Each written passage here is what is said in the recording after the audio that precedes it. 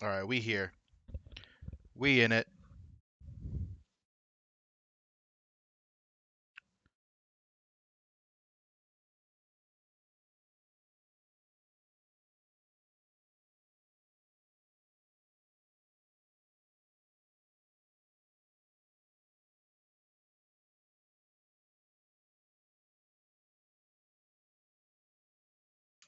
All right, I was trying to wait until World Cup was over and Contenders EU is over. They're in the last map, but Contenders NA starts in like 2 hours, so I need to try to get through as much as I can, and I'll probably try to finish it after, maybe tonight later. Not sure yet. You know, some people say that I'm a little biased when it comes to NA being better than EU, but I don't see it. So I think they're just a stronger region. No bias at all.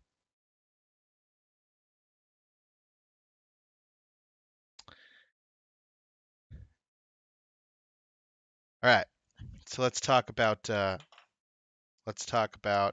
Contenders EU real quick.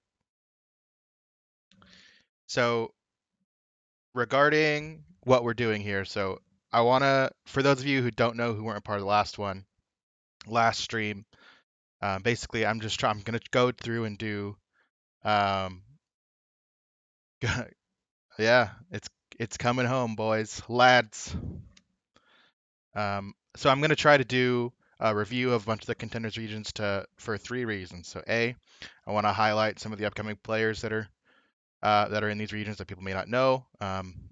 For the players that are in there, B, I want to help them, give them a third person perspective. And C, and this one's most important to me, I want to give coaches of the regions a little more insight into um, like ways that I go about analyzing and reviewing and stuff.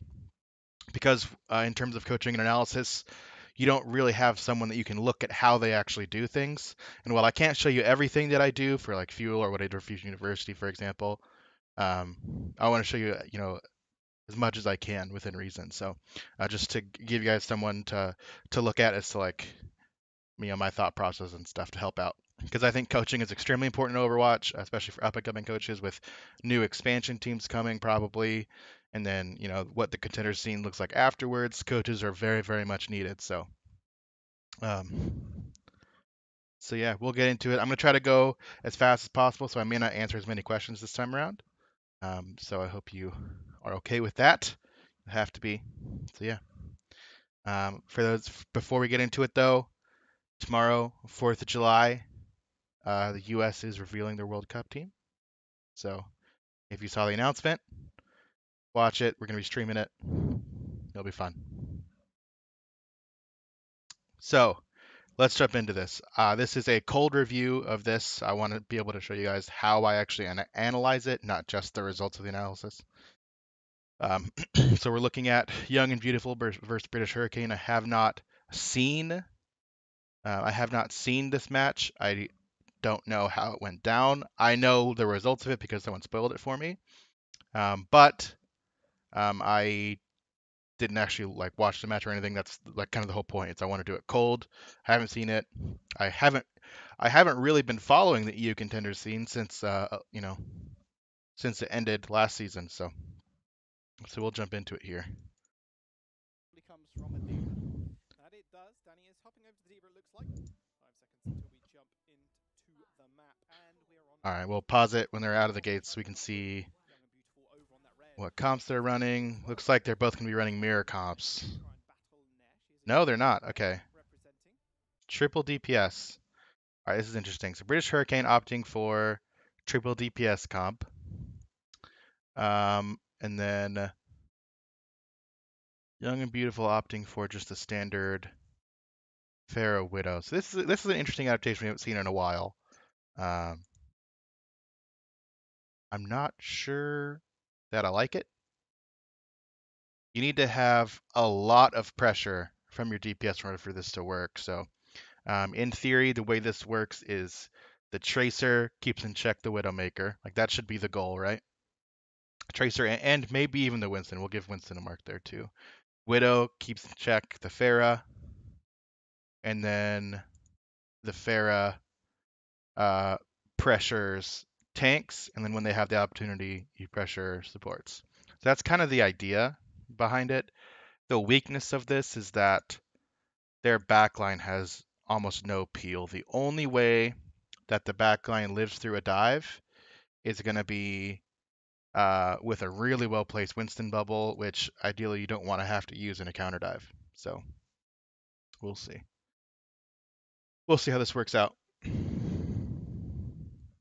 I haven't been, like I said, I haven't been following EU over the past little bit. So last season they were known for tons of quad tank. So I'm, you know, in general, the EU scene has been more likely to run things like quad tank or triple DPS stuff like that. But let's check this out. Thank you very much. 222 from Young and Beautiful. Okay, so looking at opening routes here. So firstly for Young and Beautiful, I assume this is the Pharah, this is the Mercy, Zen, Diva. Okay, so we don't know where the Monkey is, we don't know where the Widow is. In general, in Pharah Mercy matchups, Mercies will either, or most Pharahs don't usually open coast, which is what they did. Um, most are actually just going to go main and then shift up like this, kind of like that, like Young and Beautiful did. Um, how does your coaching change when you're preparing for an impactful match as playoffs?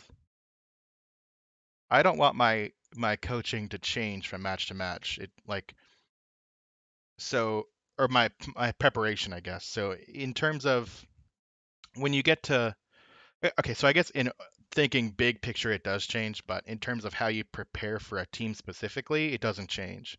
When you're preparing for a specific team, that should always be consistent because you want that consistency to be um, good for your players. Hey, AKM, thank you for the host, my man. I appreciate that. I hope you had a good stream. As you can see, I am not biased about strong regions um, or what I think that, what World Cup team is going to win an Overwatch. Not biased. So we're coming for you, France, BlizzCon. But yeah, so in terms of how you prepare for a team, everything should be standard, be the same. Uh, I did, AKM, and I got your response back. But in terms of like overall coaching, like during the regular season, you can focus a little more on, I mean, coaching evolves throughout the season, so it's kind of hard to answer. It should always be changing. So anyway, widows are probably peaking down here, and like this widow's in main, obviously. This one, I'm not sure where the other widow is, but we'll see. Big brain, AKM.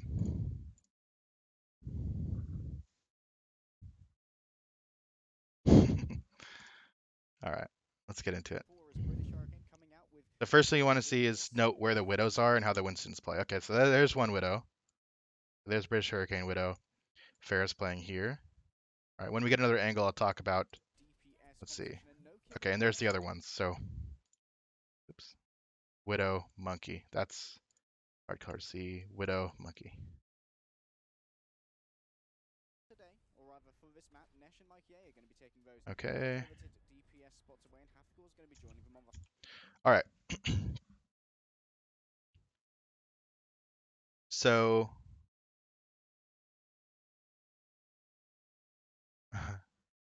okay.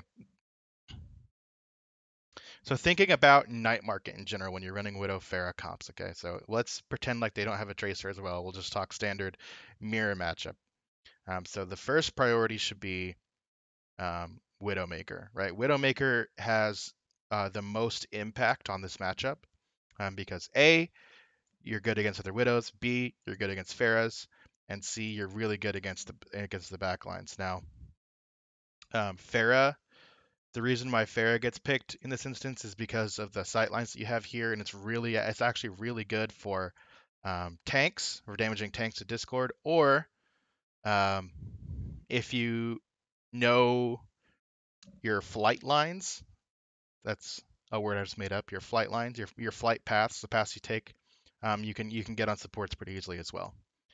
But it all is hinged around the Widowmaker. Okay, so what each team should be doing here is immediately going, all right, where is the Widow? That should be your number one scouting priority is finding the Widow, and that's where you have um, your divers go look for. So if you don't have a tracer, usually it's going to be like Monkey, maybe Diva, depending on the threat on your backline. But usually it's going to be Monkey is going to be looking for a flank this way. Diva and supports are going to be playing. You have two options. Some teams like to take them to point and have supports play back here, so you already have position. I personally don't like that because of certain Pharah paths you can take, but a lot of teams, what we did is usually set up supports here and Monkey Diva look for your initial dive. So if this is our spawn, okay, come out here, supports anchor here, and then Monkey Diva look for the Widow who's going to be peeking here, here, here. Those are like sometimes up top, but in general, Widows peek from the same spots almost every single time. So you should know the most likely spots a widow's going to peek. And so that should be your monkey's first priority is finding that widow.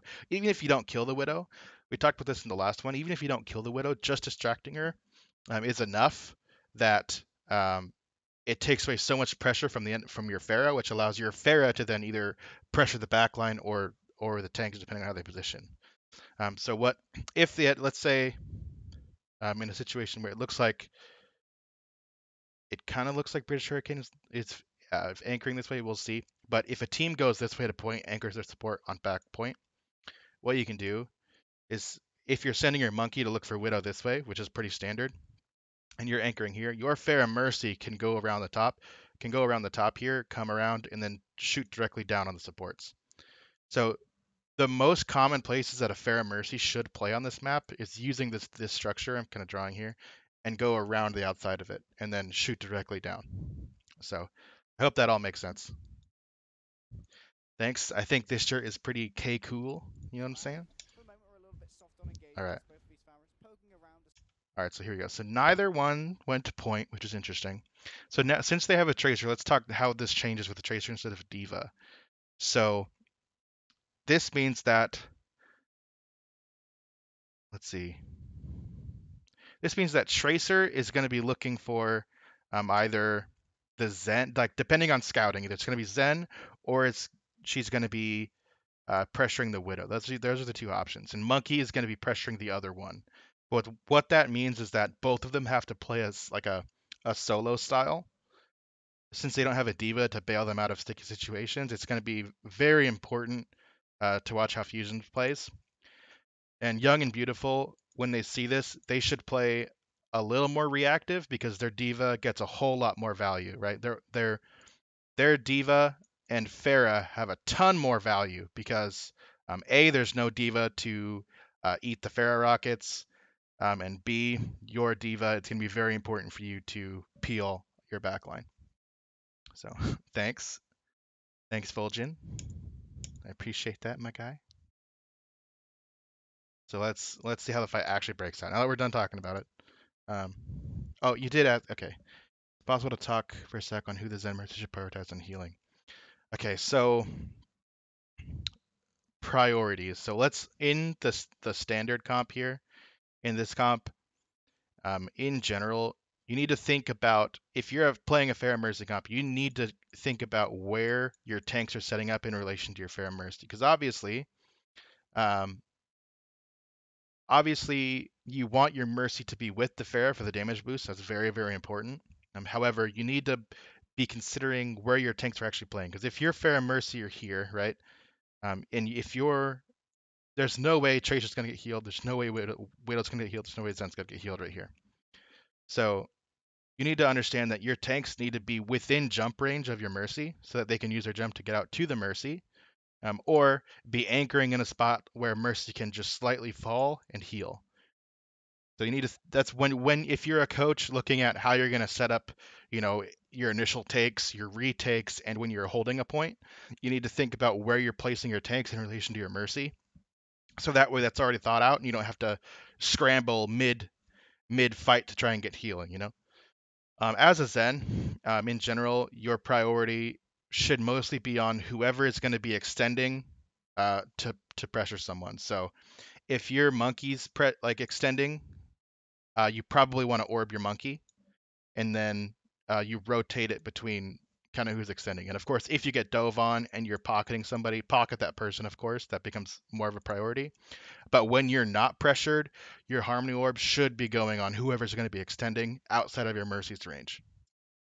And then yeah, so I hope that answers it. If your Zen is with your Pharah, or I'm sorry, with your Widow, and you guys both get dove, you should orb your Widow. But getting exposed.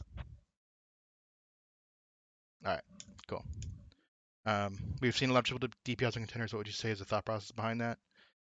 If you're playing triple DPS, it's because so triple DPS like gets better if you have extremely mechanically skilled DPS players, or you have an extremely aggressive playstyle of people that know how to play for themselves. That's the thing about having DPS instead of an off tank, is that off tanks are better when working together. DPS are generally better when dueling or one-on-one or playing for yourself.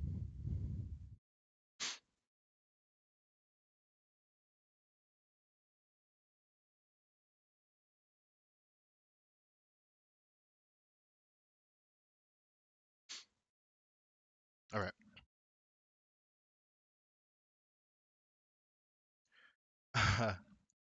I started after the penalties, I think. Deciding where they want to try and make their incision. Yeah, it does look like Mikey is actually trying to go for a small little flank here on. Okay. They want to try and make their incision. Yeah. Excuse me. All right. So let's talk here.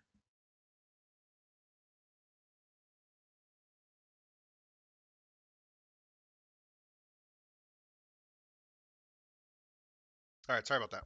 All right. So when you're in these comps, your number one priority should be scouting Widow. I mentioned that before. Okay. That means that your Pharah has to play differently as soon as you have the Widow scout. Now, both Widows are in the exact same spot, and both Pharahs are kind of in the exact same spot.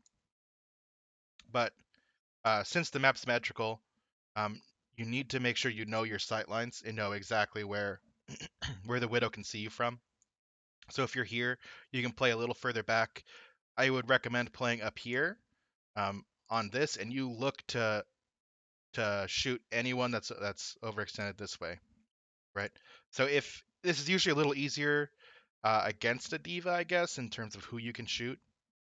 But if you have a tracer, I would want to see Young and Beautiful look to rotate. Since there's no diva, you can rotate the outside and look to take the Pharah duel, right? Um, if you are playing standard, or if you're playing triple DPS against them, you want to make sure you have some kind of pressure on the Widow. Even if you wait till point unlocks, you touch the point. Like this is a good start. Have Monkey touch the point. Make them start rotating. As soon as they stop rotating, you say forget the point and you go. And you go. If you have triple DPS, you need to go. So this is very bad that half people gets picked here. He should not get picked here. You should know your sight lines and know exactly where the Widow can shoot you from. If you don't know them, go into a custom game and learn them. It does look like Mikey is actually trying to go for a small little flank here on the sidelines. Happy Call gets taken out first up though. On Danny's mech is the first casualty, gets taken out as well, but did takes their Okay, all right. first up though. On Danny's mech is the first casualty. Small little flank here on the side. Okay, if you're in this matchup, Unco, I'm not gonna go to the hot tub with you. What? What are you talking about? Where I'm giving deep insights. All right. In this matchup, okay, team, in this matchup, don't take the Widow duel. Don't force it, okay? You can wait for someone, you can hard pick an angle, but don't actively go force the Widow duel when it on this map, okay? Don't do it. You're Winston, you're Diva, you're Tracer, especially when you don't have a Diva. One of the reasons you can take Widow duels is because you can peek it and get a Matrix at the same time. So you have an advantage. If you don't have a Matrix, do not take the Widow duel. Okay? Don't take it. The only the one exception is if the Widow is actively being chased after. So if your Tracer is on the Widow, take it. Ignoring main tanks with Zen Orb is a mistake. Yeah, so that's kind of what I was talking about with the Pharah. Like, you should be damage boosting and hitting whoever you're discording, which should be tanks in theory. You can also do that against the Pharah. If you have position where you can discord damage boost, you can one-shot the Pharah in a Pharah duel. So it's those are the two options. Your Pharah should default to shooting tanks. That should be default. And then if you see an opportunity to kill the Pharah, then you go for it. So it's like number 1 is tanks, number 2 is Pharah. That should be your default. So Zens, make sure you know your positioning, know where you're sitting, so that way you can help the Pharah as much as possible. I would recommend go through these maps and look at the way that your team sets up. Look at the way enemy teams are setting up, and I'll tell you, I'll give you a big hint, coaches out there. Most teams set up the same way. There's like 3 different variations, but they're all going to be within that window, you know. So know the variations. Lines. Happy Call gets taken out first up though. Danny's mech is the first casualty, gets taken out as well, but Dids takes Nesh's head clean off, and that'll be Okay, kind of a this is point good. doesn't really want to advance just yet, just wants to make sure he can clear out this courtyard first. Fusion's extremely low inside that bubble. In fact, Ben Beth is going to punish him for it as well. He doesn't really have any support there. Funny Astro was up in the air as escorting Happy Call. So they're moving to point now. This is fine. Like right now, as long as Dids doesn't do something stupid and try to, go aggro against 2 or something, we should be fine to take this for Young and Beautiful. Like right now, Hurricane, they need to hope for a clutch, need to hope someone overextends and find it. But realistically, we have the control of point. We should be able to take it. It's 1, 2, 3, 4 against 3 on point, right? We should be fine. They don't have a monkey. We have monkey and diva. So as long as we stay alive, you should be able to win. I would recommend in this scenario, especially if your Widow can't cross somewhere to help out, if she's sitting up here, just hard peek and look for people crossing and see if you can shoot people through here. But especially since they have 1, 2, and then now 3 people running back, you can hard hold this angle and look for picks. And then when they cross, then you can jump down this way. Or you can either just drop straight down and go to this opening, the mega opening. You don't really want this is too dangerous, but you can drop down there, here or here, and look for an angle like this. But don't be in the courtyard. If you're in the courtyard, this is the lion. If you're anywhere over here, no, don't do it. Okay, just hold your angle, hard hold it, and let your team be the ones that are on point. Save your grapple. If the tracer gets on you, you need it. You need it to hope to get away. And they're going to be battling on the point. Young and Beautiful finally make their way on. They've got enough health to try and get the capture here, and they will start removing British All right. Hurricane's progress. Exaraf picking up a headshot there on Happy Call and will remove the remainder of British Hurricane's Okay, progress. And Young and so Beautiful coming out let's with the see. first cap, the 2-2-2, the old classic. They're swapping to Diva now. Okay, To be ruling so now we have. This has kind of become a lot of the King of the Hill meta. Is where it's like a mixture of Widow, Tracer, Pharah, Brigida. And so now the matchup becomes you're playing your Tracer should be harassing the Widow. That should be your number 1 priority, like we talked about before. And your Widow's number 1 priority should be harassing their Pharah. So the goal for each team is um, they need to get in and get pressure on the Widow so that their Pharah, if the Tracer pressures the Widow, that means that their Widow has priority on their Pharah, okay? And then when that happens, now your tanks are free to pressure wherever. Team USA roster will be announced tomorrow. So talking about holds, okay? When you're when you have control of a point, so this concept goes beyond whether or not you're attacking or defense, like on attack or defense. You should consider it as whether you are defending an area or pushing into an area. So take those concepts of like attack and defense, of like escort and assault and all that kind of stuff, throw that away and think, do we have control or are we trying to take control? Because those styles are really what you're playing around. So right now, young and beautiful have control. So you need to think about ways that you can make the most of this. Okay. So how do you enable a Pharah when you're against a Widow? What's the best way? Either A, you kill the Widow, or B, you play in a way that makes her not effective. So one of the ways, and we've talked about this before, one of the ways that you can play as a Pharah against a Widow is if you use structure to where Widow doesn't have a sightline on you. So one way that you can do that is just sitting above and just playing around up here, up in this area. It's kind of hard to see from this angle. Um, because the Widow can only see if she comes into this choke, if she goes up top, or far side that way. Those are the only places that Widow can see. So um, that's how they should be holding, which means that Young and Beautiful should be pressuring forward. So I would like to see one like Monkey maybe pressuring over here, Diva pressuring over here, and then Zen playing back by Lion or back by corner, Zen Mercy.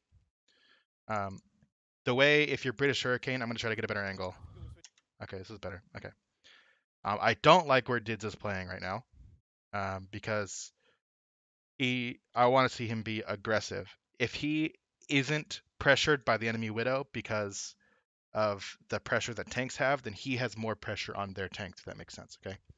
So right here, what British Hurricane will want to do is spread out and take this side and then try to catch their Zen off of a bad rotation. Okay.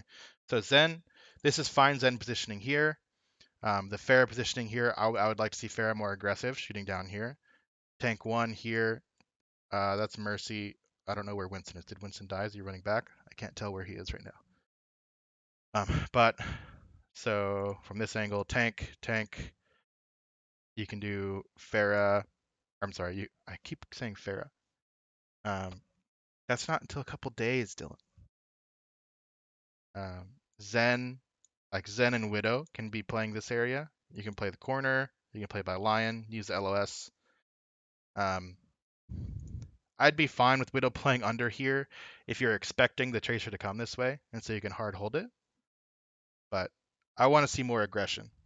Force them to have to push into your tanks or try to do a rotation. And so let's go deeper into it. If British Hurricane does take this side, now we're thinking about rotations. Okay.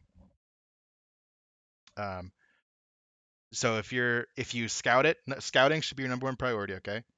So this Zen positioning is fine right here. Like this right here is fine to start. But the moment that you scout they're taking this side, you need to rotate. Okay.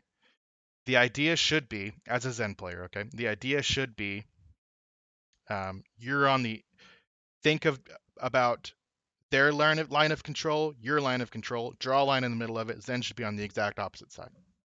So right now, based on positioning, they hold this angle. This is fine.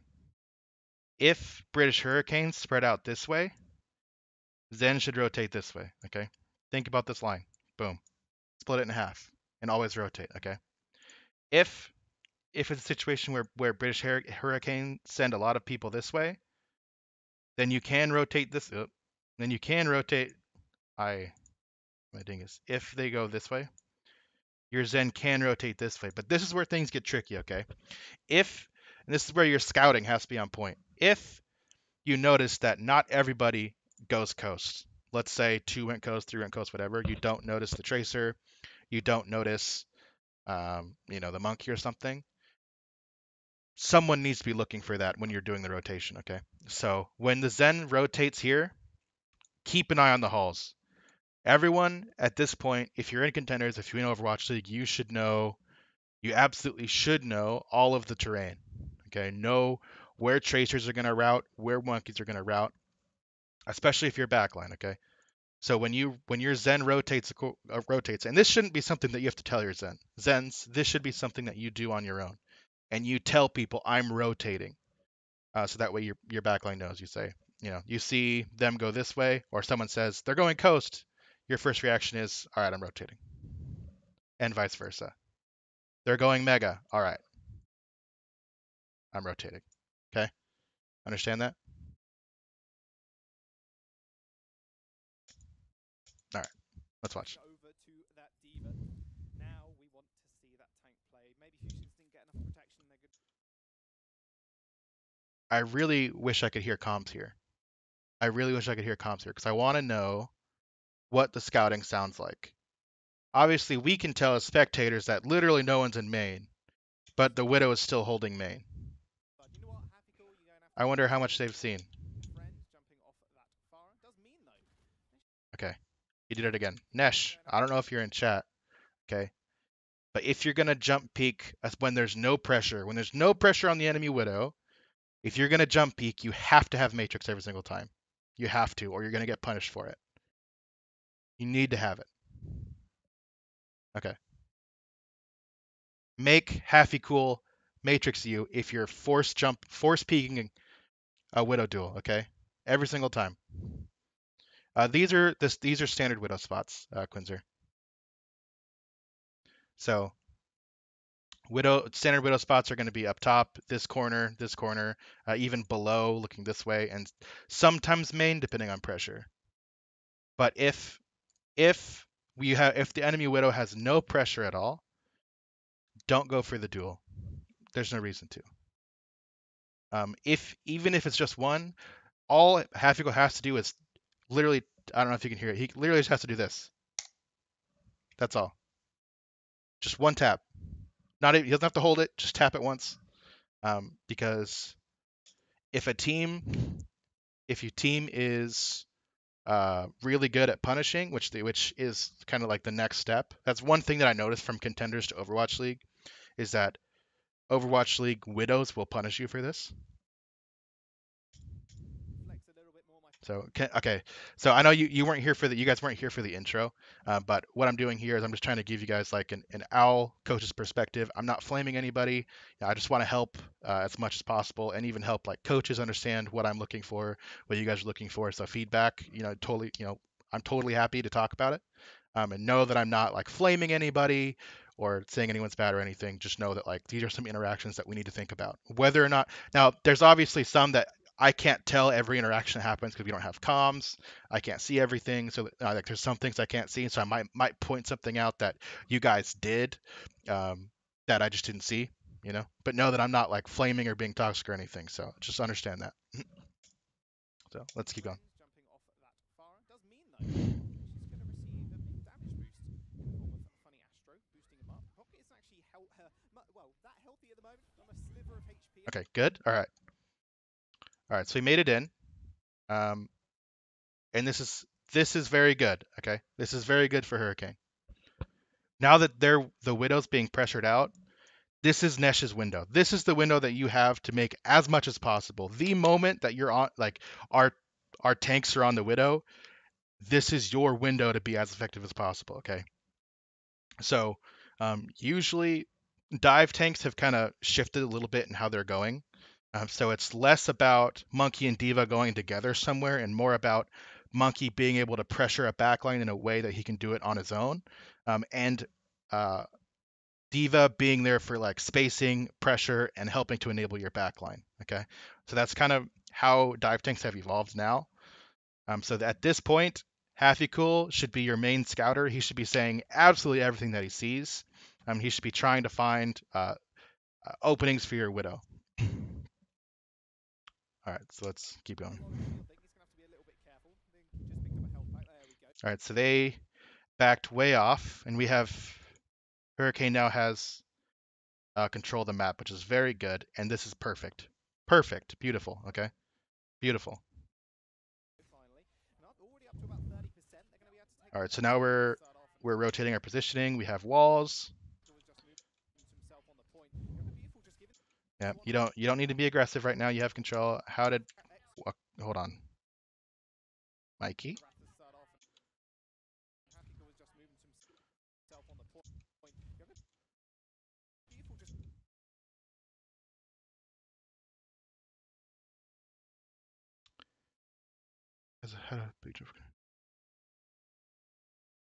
Um, How big is the jump from Contenders to Overwatch League?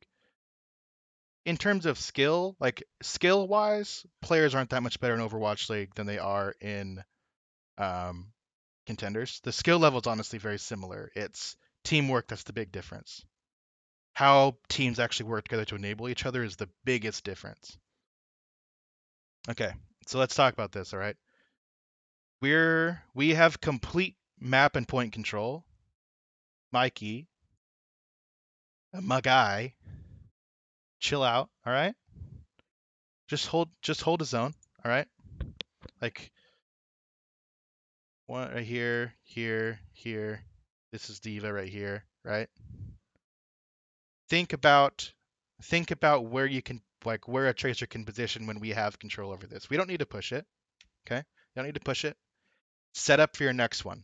All right, this is where like it's good to be aggressive, but dial it back a little bit, and now think about the next fight since we have complete priority. And I don't know if this is a calm, but it's something that you guys can talk about. You know, we have control. It's someone can say like, all right, we're capping point. So the way that I address comms on like Fuel and Fusion University, it's I don't necessarily want to like change things that people say, but I want words that people say to have deeper meaning. So if we're saying capture point, it's like, all right, we're capping point. Now that means everybody's thinking about next fight, or it's thinking about, we don't need to go aggressive. We're just objective focused now. Like, you know, someone's calling me. Uncle, what? Uncle's trying to flame me. Yeah, I told him to spawn kill Jake. I said, after you're done with your trance, I want you to hide and literally do nothing but look for Jake, humiliate him, you know. All right, so let's. Giving this one up completely for free. That points Mikey A though. And here's the thing: you're so far forward, like we can't res that now. Though, right Our best hope is that we need to get a pick right now to even it out. We have to. just trying to take that far out of the air or chip him away. Or I get okay, so I guess technically like we can just extend the fight as long as possible. But let's talk ults for a second because we haven't really talked ults right now. We have trances. We don't have Valkyr. We have Valkyr. We lost our pulse bomb because yeah, and we have primal differences. All right. So if I'm young and beautiful, all right, scouting is the number one priority. Okay. So if we're scouting that Widow is damage boosted, okay, so who can scout a Widow, right? Who should be peeking corners to look for Widow? It should be your tanks. The moment your tanks say Widow pocket, we should understand that Zen on point does not have a pocket. All he has is a diva. We're one man up, which means number one, we get our supports through choke here. This is good, like supports here. But now all of our pressure should be on point. Make the Widow like it's fine to send Monkey down here. All five go to point. The Widow, in order to be effective, has to drop down to get a sightline on point, and that's when your Monkey now tases. Okay, so they have walls, so they can see it, which in this case actually isn't the worst thing in the world. Okay, because if they see the Monkey, the Widow's going to sit here and go, all right, either I need to rotate, I can hold this and hope someone peeks, or just dodge when the Monkey comes, which is fine because it's taking up time. All right. And when we talked about effectiveness, so this is amount of value over time that someone gets. If Monkey is completely on a Widow's value has to be in actually shooting something. That's where you get most value. Okay. So a Widow with being chased by a Monkey, this is her value. It's nothing, absolutely nothing. Whereas like a Zen, for example, or a Mercy, they can be healing while they're getting chased. Now, obviously, when someone dies, the value difference is it's way more brutal if a support dies. But think about it this way: if you're chasing Widow, they're doing nothing, absolutely doing nothing. Okay, if you're correctly holding their attention, they're doing nothing. So think like you can think about it like that. All right, so let's see what happens. Fair Mercy Zen pressuring this way. I assume Diva's coming in main. This is good. This is very good.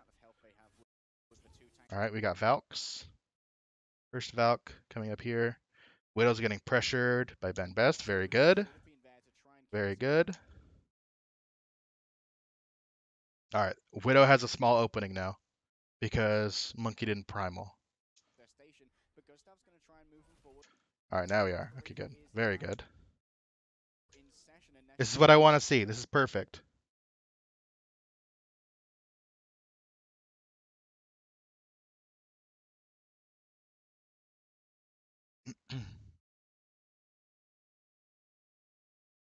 How does one explain the importance of defensive support ults to a team who doesn't understand it? I mean, the value of a support ult, like, think about it this way. Value is relative, okay? So an ultimate only has as much value as the team decides it has value. So talk to the team about what you want to do with the ult and let the team agree on what the most value out of an ult is. If they don't understand like the standard way. So have a discussion and like talk about it, decide where the value is. All right, see you, Mikey. All right. under huge pressure here. Not where you want to be, Nestor. Very good. All right. If your Widow's getting primaled, I guess it depends. They may have thought that they can burn Ben best. That's pretty common. Good. This is good on Mikey. Because if your Winston's not pressuring the Widow, your Tracer needs to be. Angry Ben Bess, receiving a little bit of nowhere to run, nowhere to hide. That was a very, very angry Ben Bess, receiving a little bit of a small pulse bomb. Didn't quite hit the Widowmaker, but Mikey should be able to finish this one off, no problem.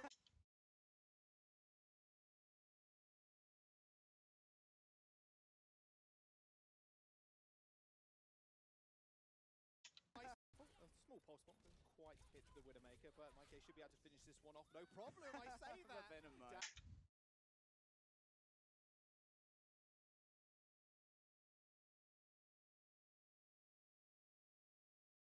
Straight into the Venomine, did secures the kill on Mike Yeh, and that's going to give him a long sightline now. Okay, where is Ben Best and how did he just die?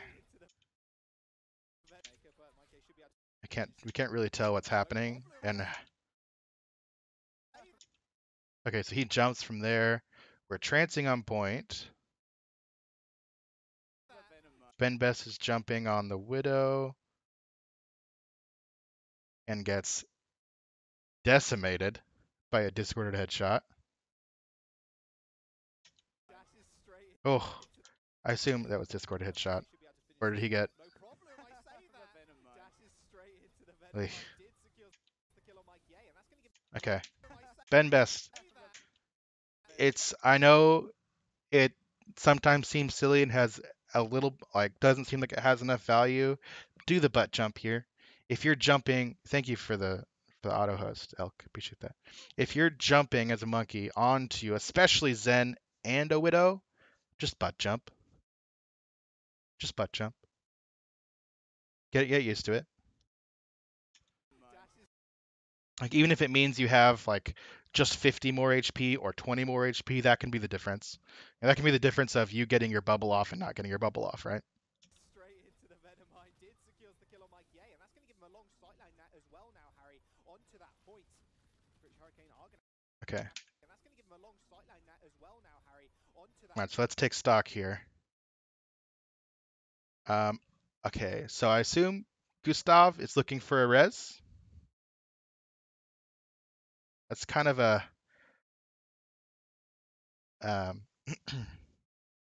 a bold res, I'd say. I don't think you should have popped Valk here. You know, in terms of yeah, butt jump doesn't change your trajectory. It just changes your head hitbox. So as long as you know how to do it correctly. So in terms of like deciding whether or not the Valk was worth it, rather than like going back, like watching it through and be like, okay, it was probably better not to Valk. You need to like add something tangible to it. So it's not just about, all right, it wasn't a good Valk. It's like in the moment with the information you had, is it the right call to think that it was okay to Valk? It's like, yeah, I think it's fine. You at the time, the monkey hadn't. You were in a 5v6. You know, you didn't have Tracer. Like you had decent positioning outside of point. You know, you're trying to hold point, and you already committed a couple ults. Like we should be going in on this. Like this is fine. Yeah, like this is a fine Valk right here. I don't think there's an issue with it. Like whether or not it ends up having like the highest value that you could possibly get, screw like the highest theoretical value. Think in the moment, did it have enough value like for what you're doing? And that's fine. That's kind of nitpicky to think too much about it. So all right. All right. Here I'm gonna assume Gustav dies for this. Yeah, okay. Okay, so a couple things. Number one, um, Gustav, you know, you're going for the res. If you see a res play, we need to think of res as a team ability. It's not just about you. It's not on you to make the res happen. The team needs to make the res happen.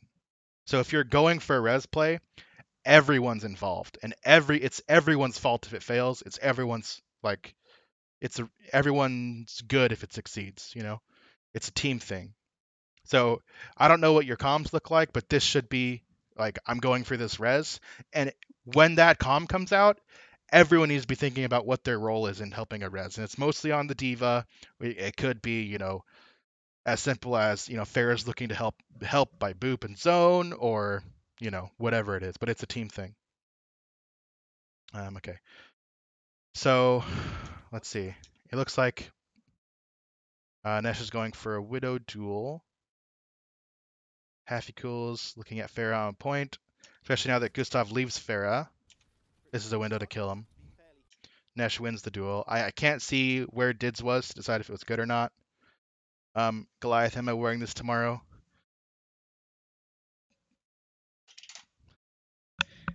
You better believe it.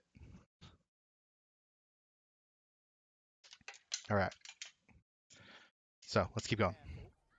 Funny Astro getting the mercy on mercy kill there onto Gustav, and British Hurricane have accrued percentage for the entirety of this fight. He was on mega flanking. Okay. No, they did. And speaking about giving away Okay. So now, the moment the fight's over, okay? Remember, two rules. You get your stagger picks, whatever you need to do, and B, you get your map spacing. Take position right now, every single time. Don't be lazy, don't hesitate, go, okay? Every single time. The moment a fight ends, it's what's next? Map position. Map position, map position, map position. So, good. Let's see how we set up. Okay. We're looking at spawn. We're just watching spawn. Okay. All right. So we have Diva, Tracer, Winston, backline. Okay. This is a good setup. There's one thing I want to see differently, okay? One thing I want to see differently.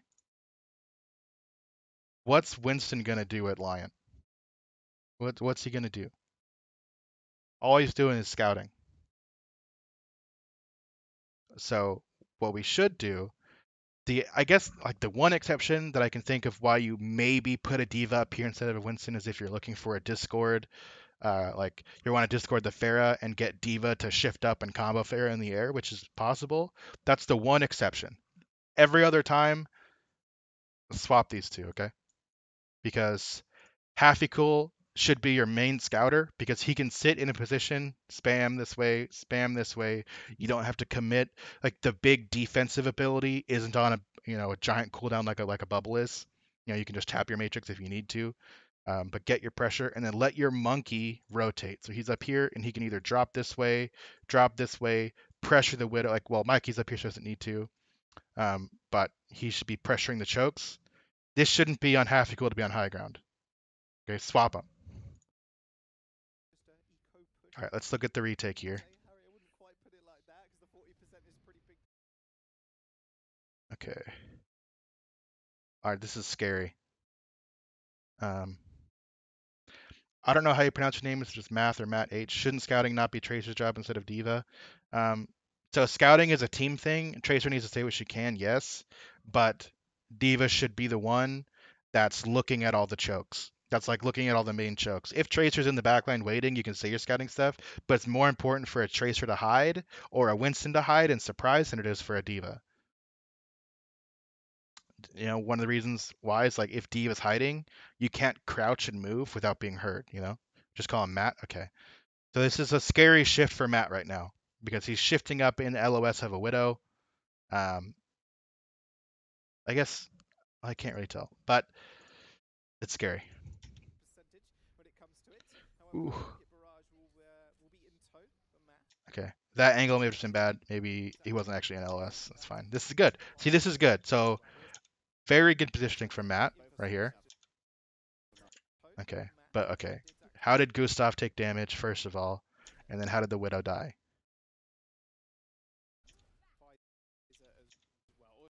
Okay. Gustav takes damage because of he shifts in a window when the Matrix isn't up right here. Like right here.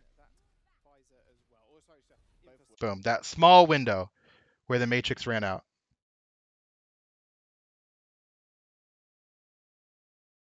So that's scary. I cannot tell where.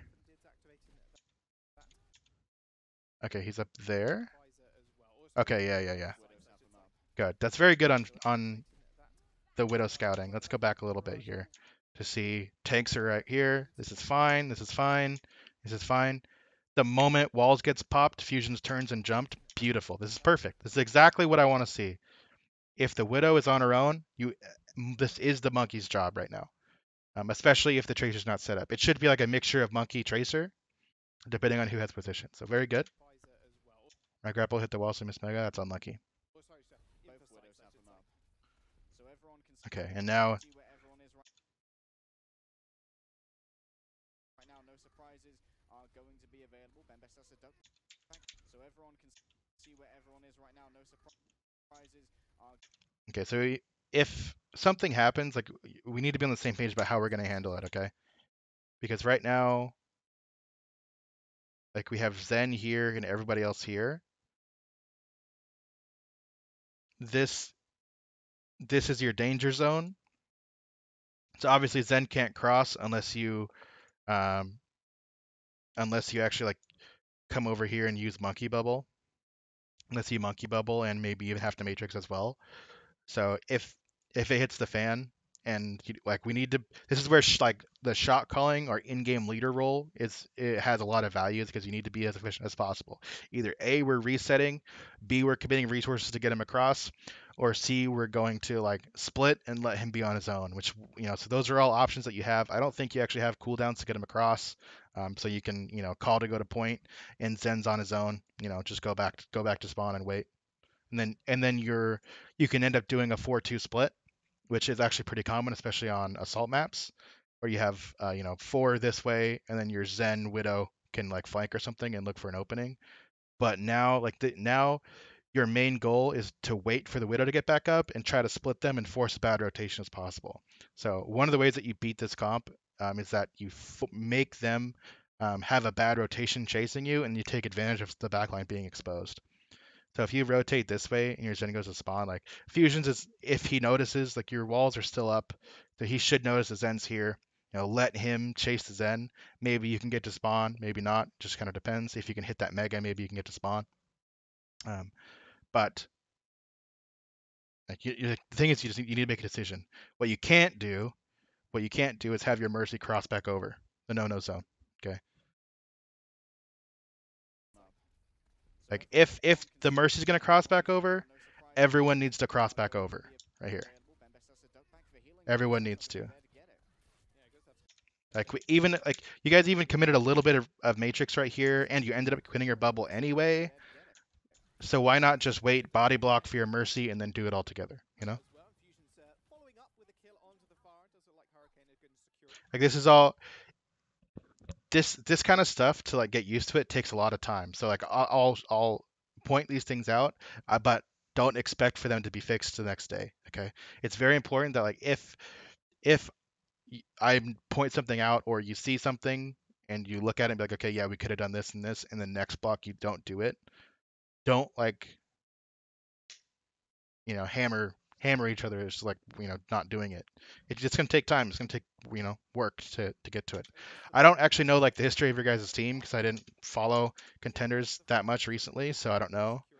But if you guys haven't been playing together a long time, then it's very important not to like flame each other or get frustrated if you don't do something that someone else notices. Okay. The sightlines that Nesh is going to have. He's given it up. He's gone over to Tracer. Narrowly taken out. Okay. Now we go back to Tracer. Still on there. That was close. Tracer's a little easier to retake with than Farah is, because of the sightlines. So let's keep going. And he was almost very, very unlucky when it came to it. Has got that self-destruct. He's actually given it up, like you just said. Tracer pick now, 85% on the clock. And Okay, now wait.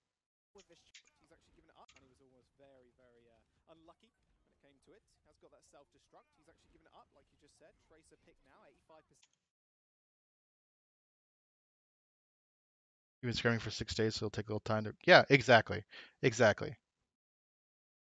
No, I want to do the whole match, Nesh, but I also don't want to stream at the same time as Contenders, which I didn't realize NA Contenders starts in an hour.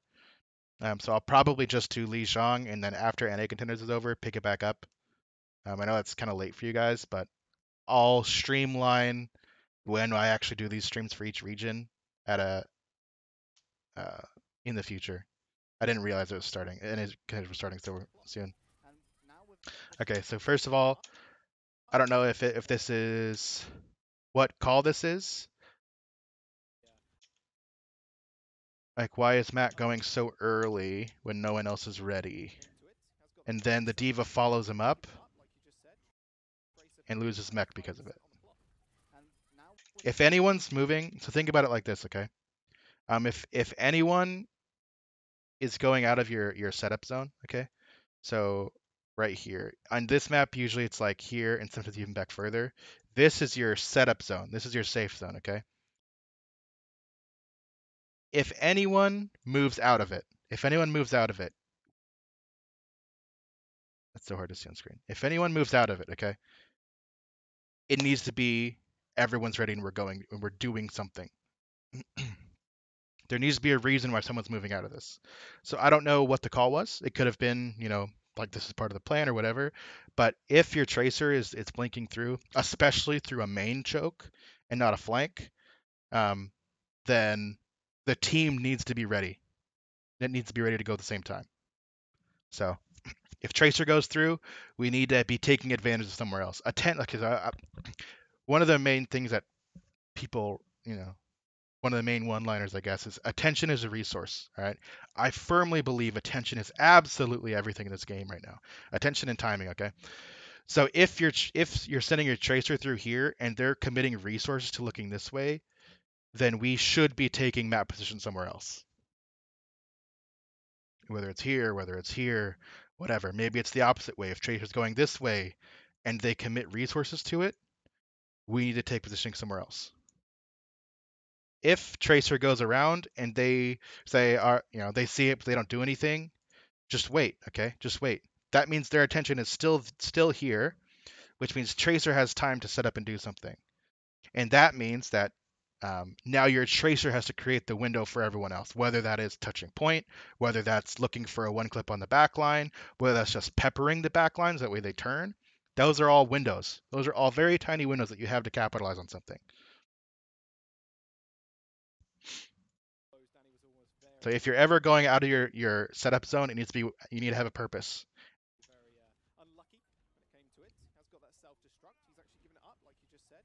And so, like I mentioned, the comms about this should be like if Matt's going, if he's like, all right, I'm going, then you don't need to like change your comms necessarily. Just have like a keyword or meaning attached to the words that you say.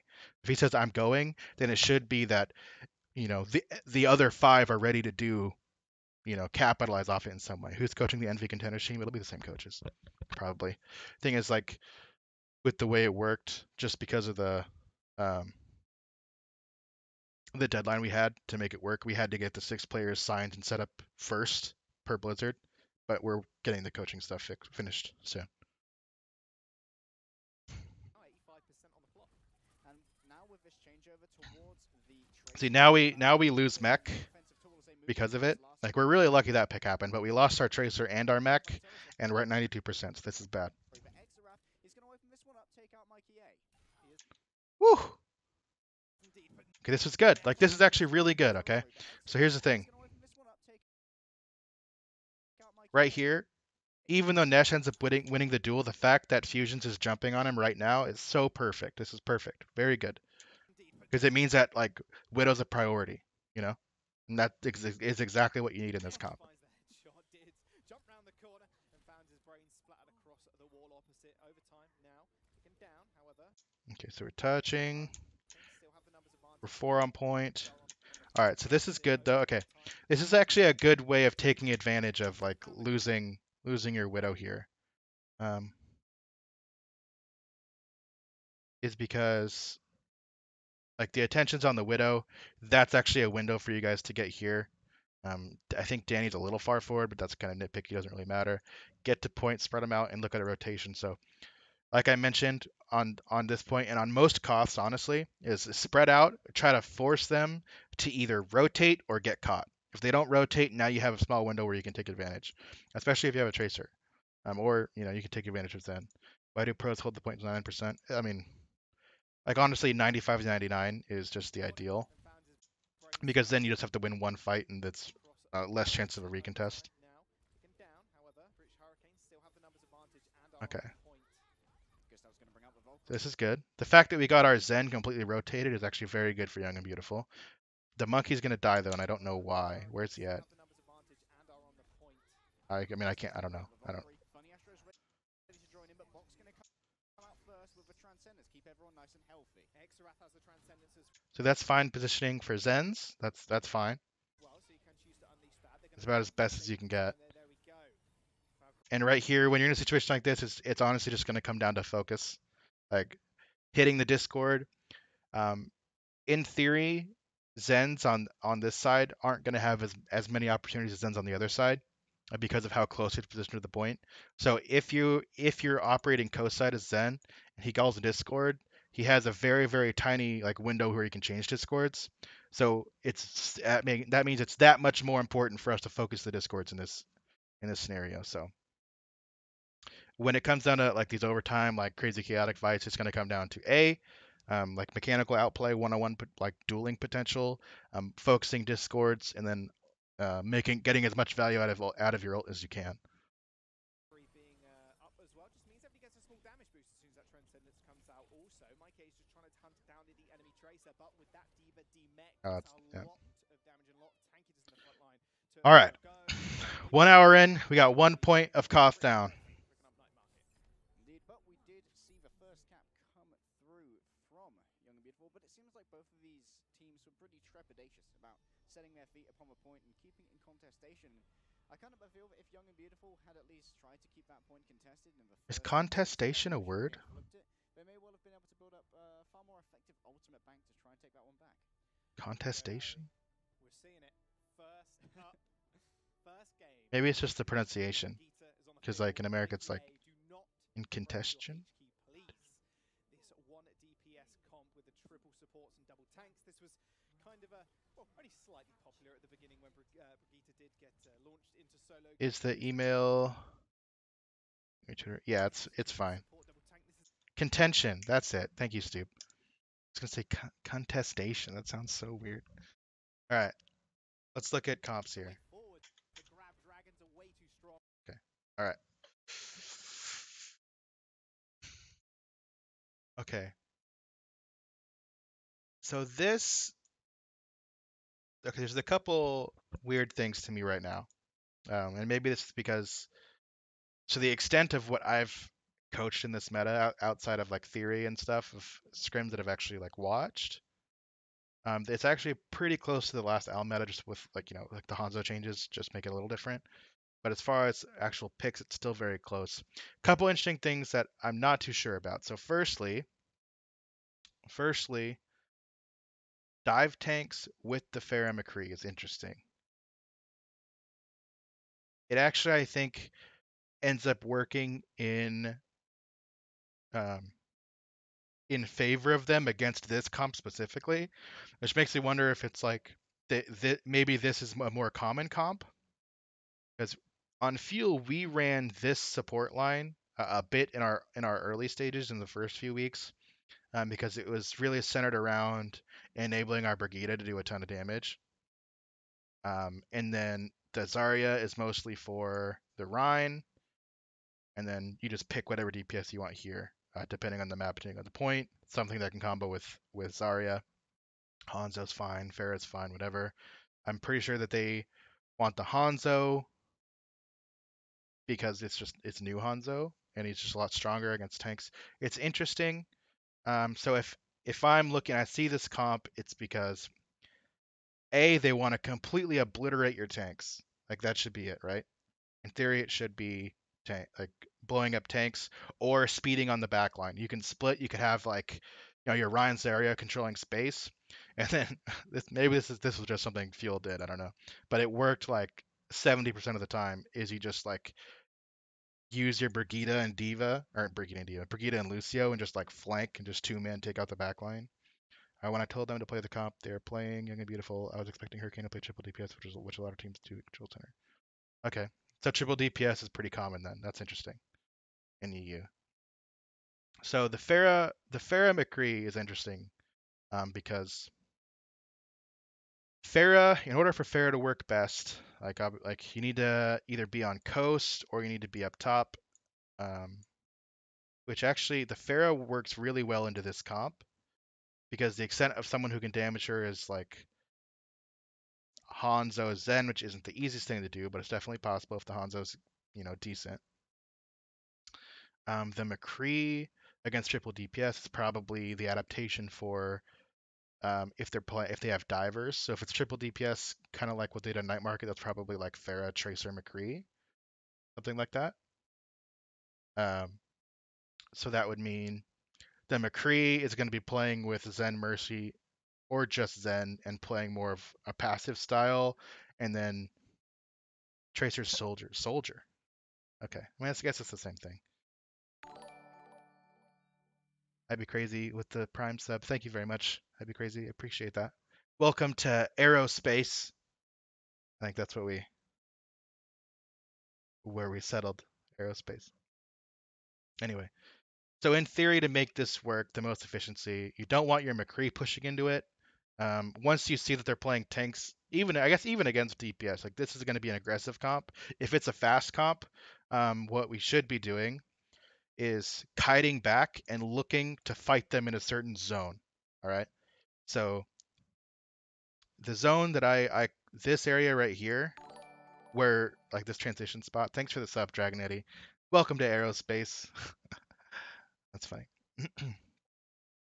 So this zone right here is what I call the no-no zone. If you're ever in that zone, it's bad. Okay, because it's a choke.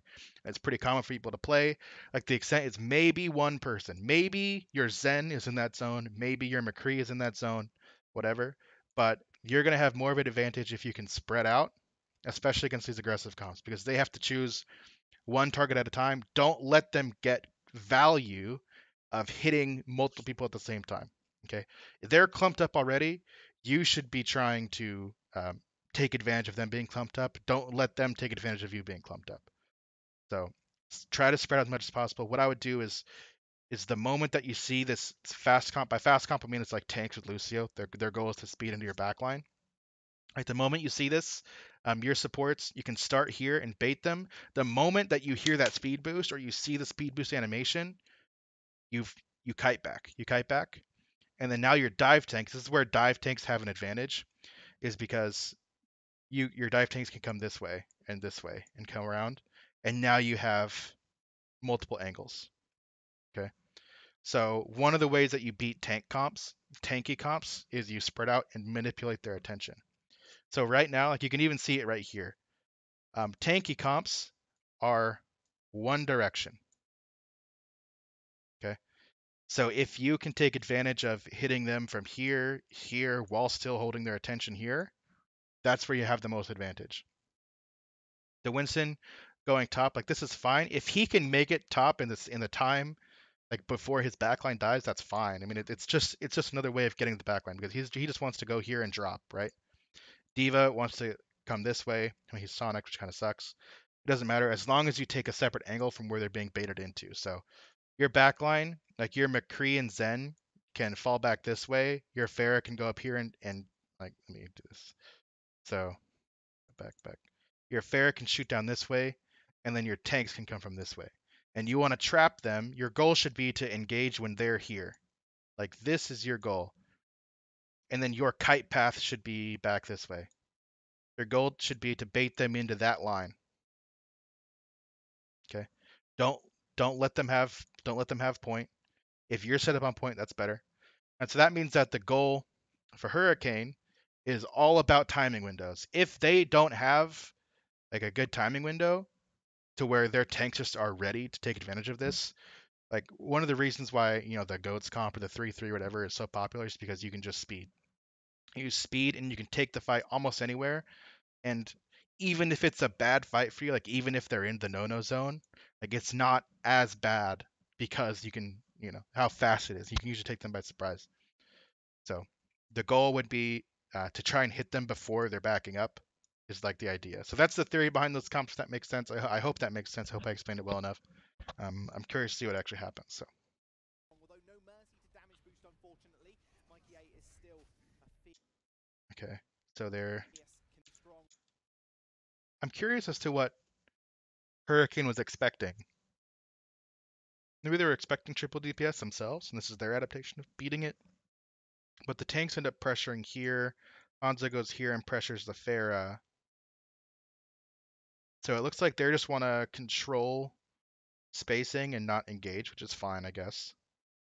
That's fine. Like one of the other things about having a tank comp that you can do, like this is a variation of playing it, is if they move up, then you wait for them to come through the choke, and then you like speed and don't give them time to use the kite path hallway. So let so here, like this pressure is okay. The fact that okay. The interesting thing to me is that tanks are speeding through white here, while their Lucio's on point. And Lucio's taking the rockets. Like, let's just flip this around, okay? Put the Lucio here, and just leave these two on point, and then speed in. Like they're doing what they talked about, but I think it can be a little more efficient if Lucio's with them.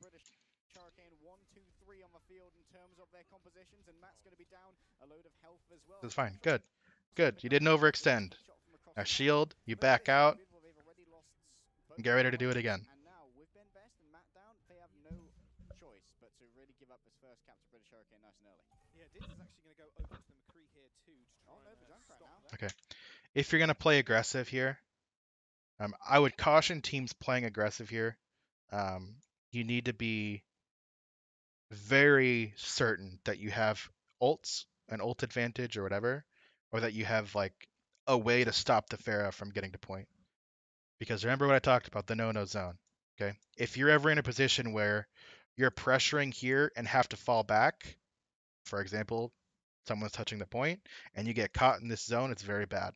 So you need to, you can play here and be aggressive if you have an ult, you're going to win the fight, but you need to be ready to go back and take space on point. A little bit of indecision, maybe. Maybe a bit of indecision, yeah. Let's see what happens. Afikul only has 20 energy. A little bit of indecision, maybe. Maybe a bit of indecision, yeah.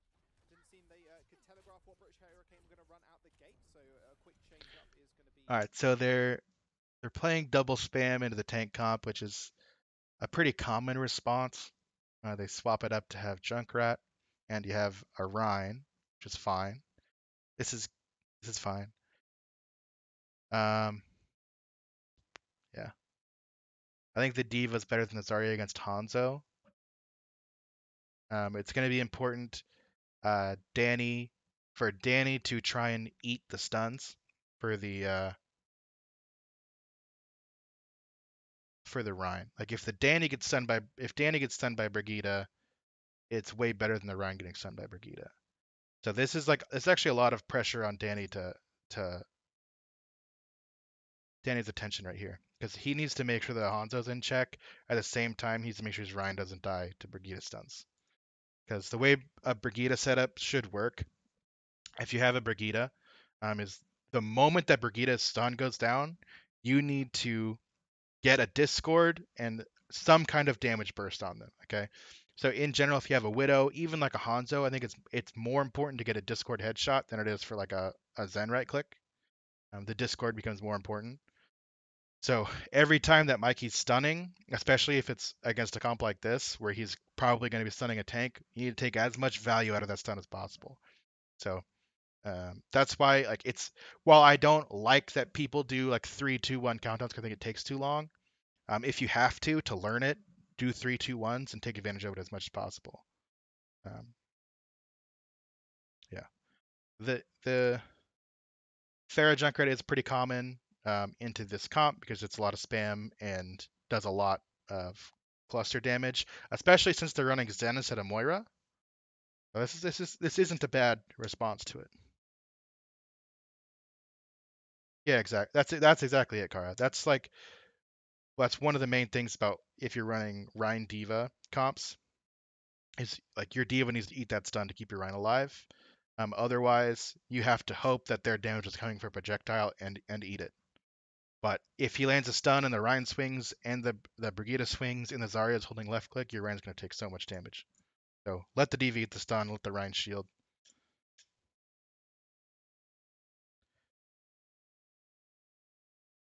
So the Diva versus Zarya matchup, right? Zarya enables your Rein more. Your Diva is there to either enable a DPS or it's there to shut down a DPS. Those are kind of um, the two, the differences in them. Zarya is there for specifically for Rein and then like combo potential, I guess. And your Diva is there to enable a DPS or to shut down a DPS. So one thing that Danny can do, especially since they're running the combo, like their main combo is going to be the Grav Dragon. So once he can either look to eat the Grav, but it's more reliable to eat the dragon. So if we know they have Grav Dragon, just a side note, look to eat the dragon rather than the Grav. But yeah, that kind of explains the differences. If that makes sense. Needed. However, that's a lot of spam, and that means Happy So this is good. going to be at 100% charge a lot of the time, which is very scary when you're coming into a comp that does. Oh, that was close. Does require that Grav Dragons to really pack it home. And that's just trying to get a bit of damage on the sidelines, although he's going to be very careful. He did meet Mike Yates. That's good. That's fine. Double projectile coming here from Young and Beautiful, but outcome the Dragons already from Nash. Not like they're going to be claiming anyone, but zoning away Young and Beautiful as they try and make their way in here. And Danny moving back to spawn a little bit Okay. of a late. We've already wasted too much time here. Young and Beautiful. If you have to, send your Pharah all the way around. Force them to have to think about it. We're using too much. Like we have Valk, we have Trance now. Send your Pharah, find an opening. Like right now, if they move back, they've moved back a little bit, they've given up the space and they let you in. Valk. Immediate Valk.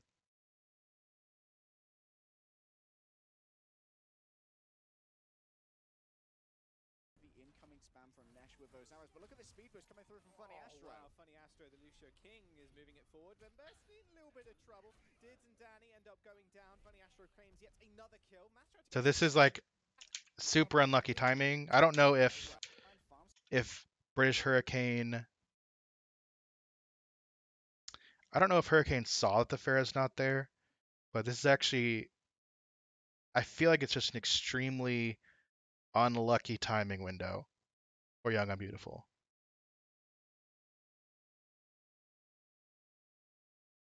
Your Pharah's not on point yet.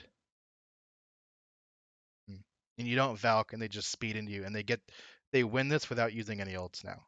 Which that can't happen. So we Valk and it's too late. The timing's just off.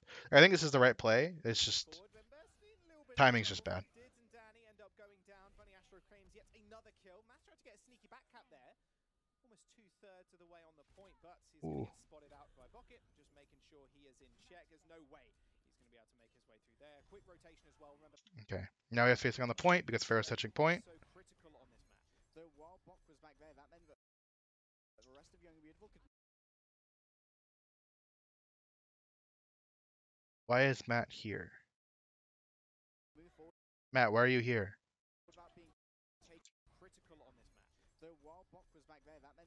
Oh, Matt.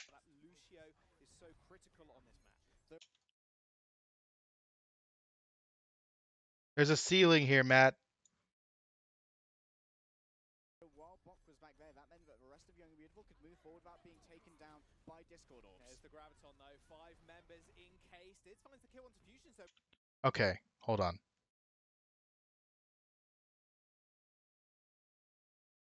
Okay.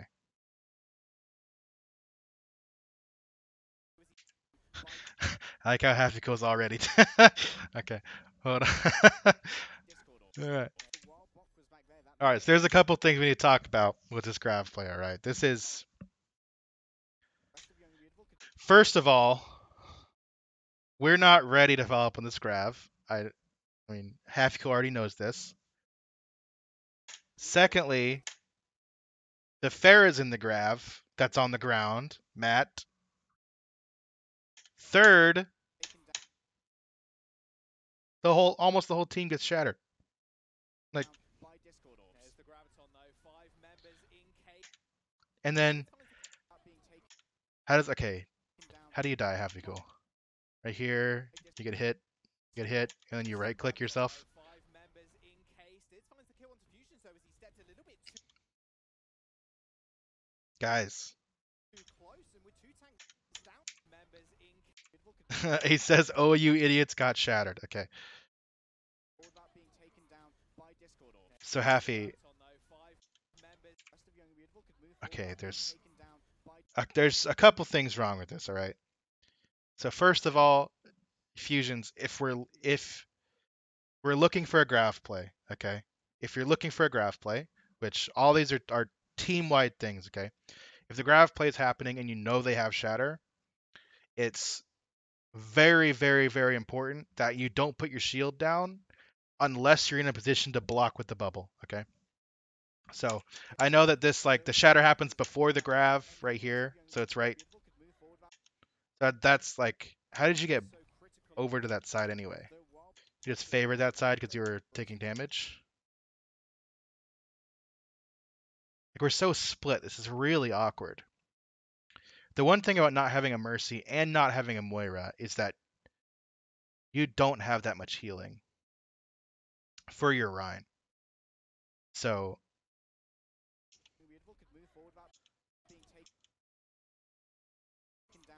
we should know that they have Shatter. Like, so first of all, yeah, like I think it's fine for you to hover that side. Like, that's not an issue.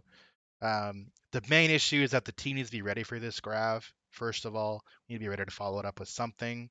We've already screwed up our Grav Dragon combos. We don't have them anymore. Like, I mean,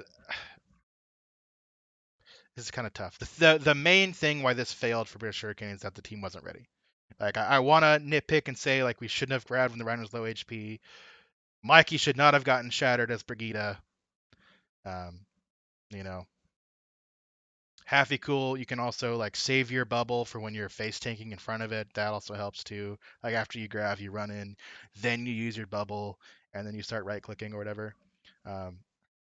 Alternatively, if they're shielding this way, you don't even have to be in them. You can just sit in stairs and right click. There's a bunch of different little things that could have happened. But the main thing that we need to take away from this, outside of all the little things, is that the team needs to be ready for the grab. Absolutely has to be ready for it. It's too big of an ultimate to not be ready for. And for Young and Beautiful, Matt, don't shift into a ceiling. All right, we'll keep going. Let's see how it plays out.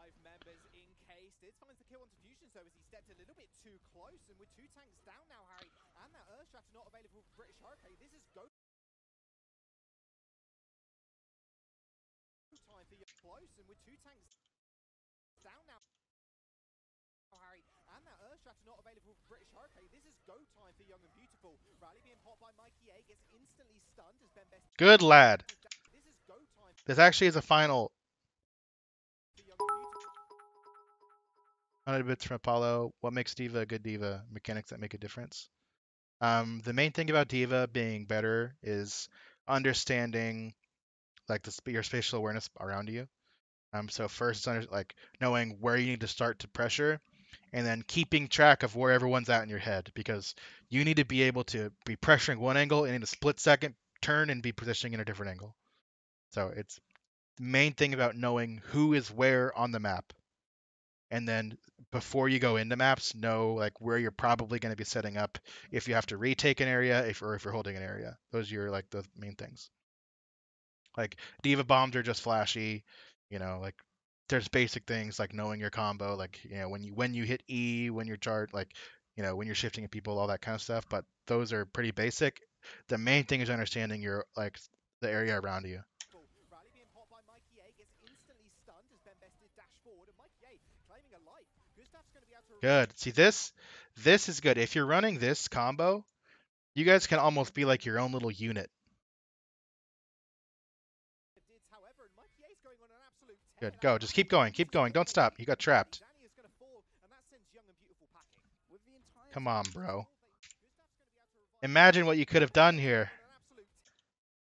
That rally, which is all they needed apparently. Danny is going to fall, and that sends Young and Beautiful packing. All right, half equals on Tracer now. Probably just trying to get back faster, so that's fine.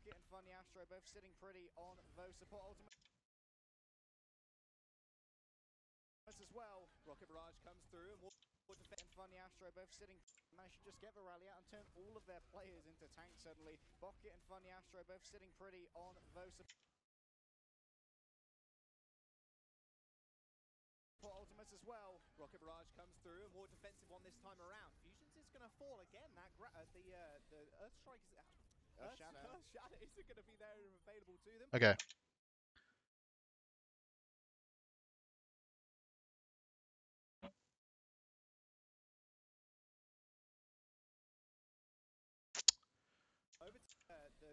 Okay, so this is fine for British Hurricane. They're just trying to push and make it extremely hard to get in. That's why they beated.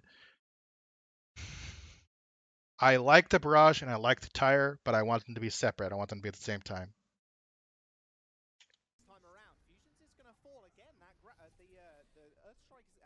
Like if they don't have a diva, which means your barrages are as free as they can possibly get. So you can get a ton of value out of your barrage. And they don't have a Zarya, so the tire doesn't get bubbled. Like you just have to make it live, right? Ultimate now unusable there by Young and Beautiful. They are on the point and about halfway to ticking it over to their side. The problem is Happy Cool is just proving an absolute menace on this Tracer in the back lines. The Ryan hasn't really got any protection left as the Zarya went down as well. Transcendence to keep everybody from Young and Beautiful alive, and finally after popping all right. Zarya went just proving about halfway to ticking it over to their side. The problem is Happy Cool is just proving an absolute menace on this Tracer in the back lines. The Ryan hasn't really got any protection left as the Zarya went down as well. Transcendence to keep everybody from Young and Beautiful alive, and finally after popping 2 support ultimates, they were able to cap through the point. The flip will come through, and now Young and Beautiful are going to be sitting rather for the next fight because of. All right, well let's go back and talk about this a little bit. Okay, so barrage comes out, tire comes out right here, and then they beated. Ryan dies to the barrage, which is expected. He has no actual protection. Half equals in their back line. Dodging. All right, here we go. They pressure, they get touch point. Their Valk, we have Valk from Young and Beautiful. Trance is going off from British Hurricane. So they're 4 on point right here versus 1, 2, 3, 4. So it's 4v4. They have tanks, which means that they have priority. On point, they can push forward more. Dragon comes out right here.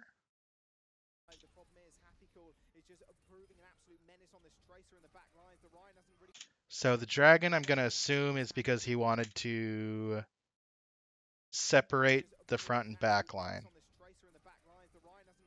Right? The problem is, if you're doing that, Mercy's already in the air, so it doesn't really matter that much. You're just separating a Zen who trans through it anyway. Okay, so I understand what you were going for. I wouldn't like nag on you to not do it again, but I think there's more valuable dragons you can do.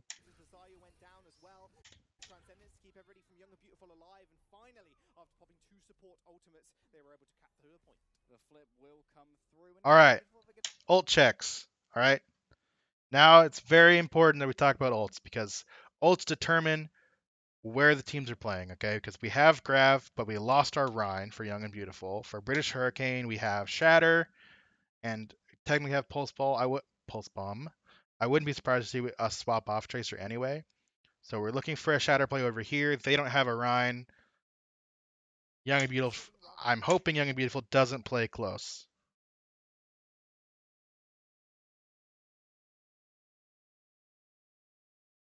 They said it was winnable. Flame them. um, don't play close, Young and Beautiful. You can spam, but do not go close. You don't have a Rhine. Good. Spread out on point. Set up for a grab.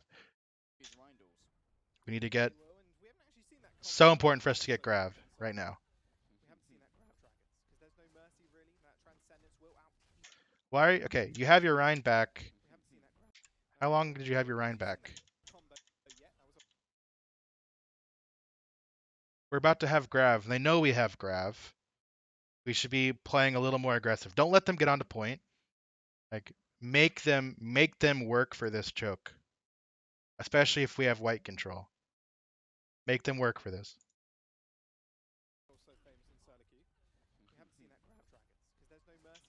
We have double spam.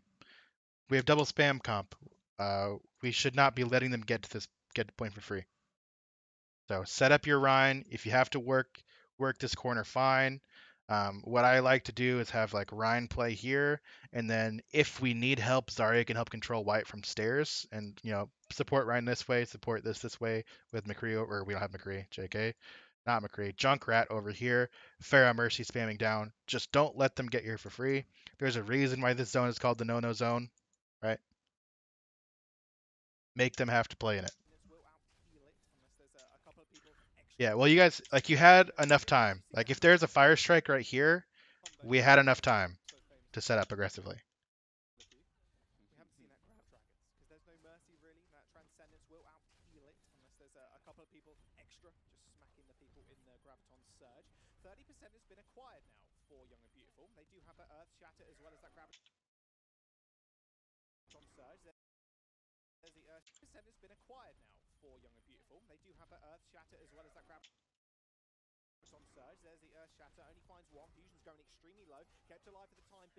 Hmm. I'm not sure if this is like.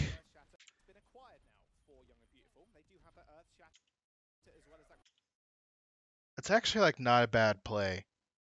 It's unfortunate that the Lucio doesn't get stunned, but he gets the Rhine. So I mean, it's really ballsy though. Like,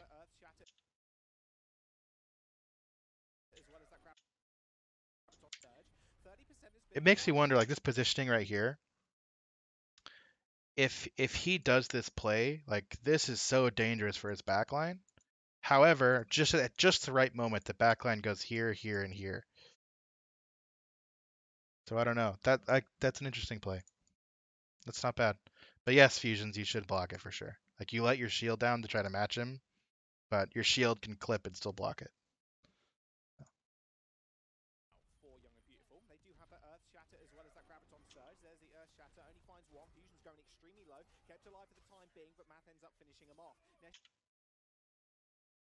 How did you die? Where's the Zen at? How did the Zen die? Right there. Boom, boom, boom, boom. Oh, that gave me a heart attack. Holy moly. Oh my goodness. Holy cow, Gustav, you are so lucky that Nesh missed this shot. All right, so two things. First of all, I mentioned Res is a team play. All right, you went for it. Like, I do agree that you need your Zen up for this. That's fine, but we need to make sure that we're supporting this as a team. Okay, and Nesh hit the damn shot. The Mercy's like he's not even spinning. Like, I mean, he did like a quarter turn. charges up now. Graviton Surge will get unleashed finally, and Aero does strike Gustav in midair, but it does look like a full retreat from British Hurricane. Use that speed boost to Lucio to get out of there. And the only person who All was right. caught in that Graviton. All right. Young and beautiful. They don't have a diva. Okay? There's no diva. So, I fully expect Matt to have a huge barrage. This needs to be a huge barrage right now. Okay? Was half a cup of it, managed to remove Desire and ensure they couldn't build up towards a Graviton Surge from the back. Okay. All right. Here comes a barrage. Not where you want to be if you're Matt. They couldn't build up towards a only person who was caught in that Graviton was half a cup of it, managed to remove Desire and ensure they couldn't build up towards a Graviton Surge from the back. Here comes a Okay.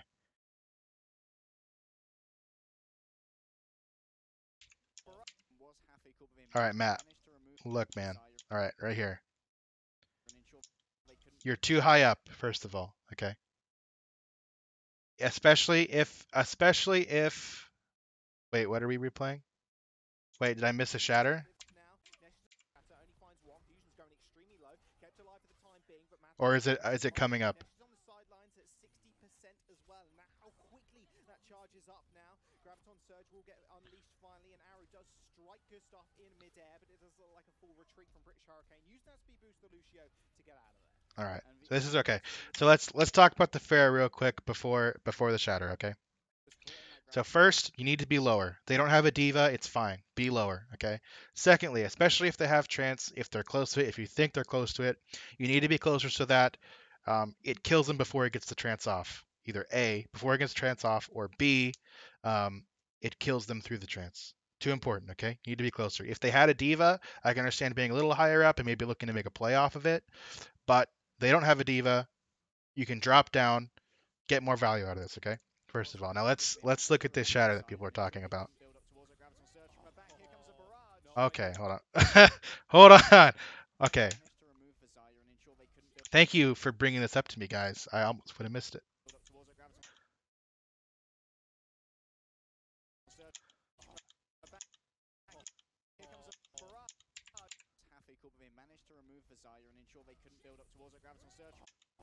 What did you shatter?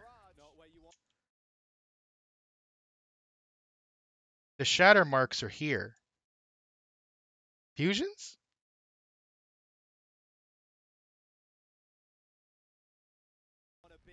If your map, it seems, almost got taken out of clean air there. However, that transcendence from Bocket was oh so important. He wasn't too close to the ground. All right, so let's talk about options here, okay? Both teams just had a huge missed opportunities, all right? Fusions is just doing his best to even out the odds, you know? So now we're Valking on Young and Beautiful. We are about to have Dragon. Again, we're completely off on our Grav Dragons. British Hurricane. We're about to have Barrier. Young and Beautiful is about to have Trance. So we need to make something happen off this Valk in order for us to have value. For Young and Beautiful probably has to get value off of this this Valk right now for us to win this fight. Instant damage. It was a little bit more overtime, so he was able to survive. Storm arrows unleashed onto the flying Fara, but another. Okay, yeah, nothing happens. Okay, so how does the tank die?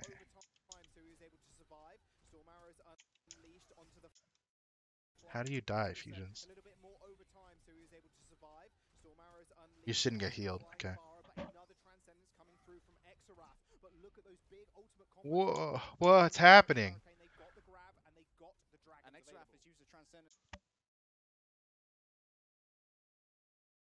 Combos now flying far, but another transcendence coming through from Exarath. But look at those big ultimate combos now available for British Hurricane. They've got the grab and they've got the dragon. And Exarath has used a big ultimate combos. All right, let's go back a little bit here. They commit the barrier. Fusions dies because the barrier's too late. And then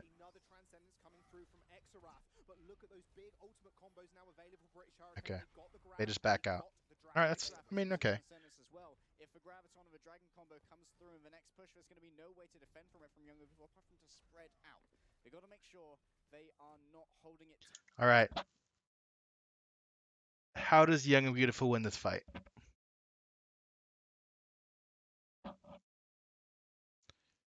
I think now this is going to be really hard to like see in game the opportunity, but I think the only way they.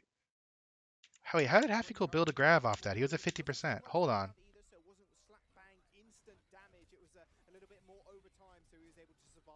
60%. Gets beated. 70, 80.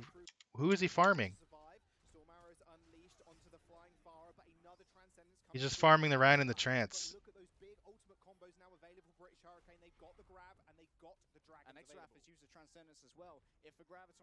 All right.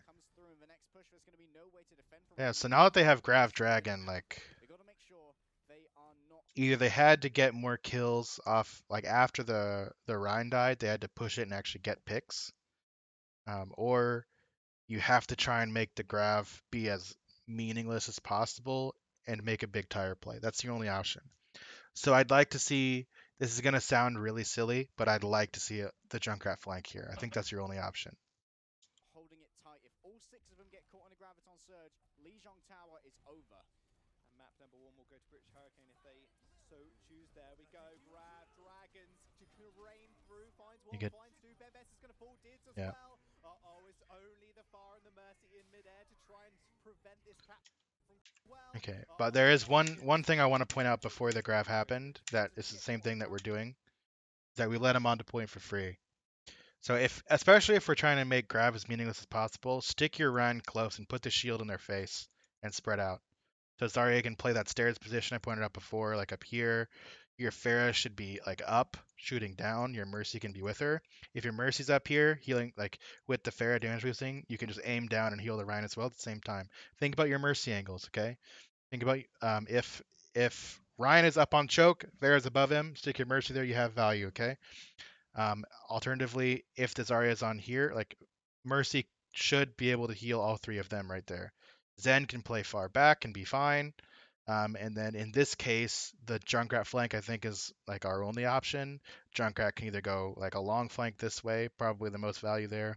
Look to get a one shot on someone. Like ideally, as soon as the Grav comes out, if the timing works out, the Grav comes out and he one shots the Hanzo before the dragon gets off. Now that would be like perfect scenario that probably wouldn't happen, but you just want to get like a one shot on one of the backlines. So that I think is your best case scenario, but we need to pressure the choke. So pressure more aggressively here with the Rhine is like the main thing that I want to see differently. Don't let British Hurricane do this for free. So overall, an interesting set.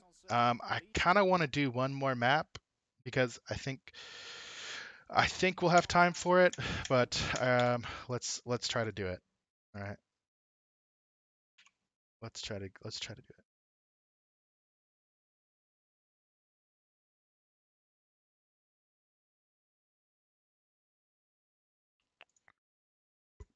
Let's see.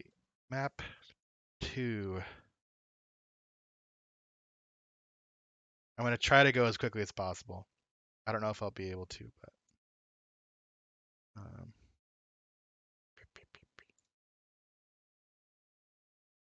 you can shield as you move forward.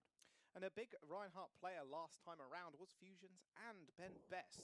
We did see a lot of Reinhardt play last season, and we're going to see a whole lot more of it now as well. Also important to kind of protect your backline as most of the time. All right, King's Row. Gets up in your face. That Zen is going to die. King's Row is actually one of my favorite maps. We can of course bring it back. But Young and Beautiful on the defensive, they're hovering a few various. Double sniper with dive tanks. Okay. Yeah, the sightlines are not only really there. It's pretty easy to just fire an arrow down there and get a couple of kills with the dragon strike. That's about the.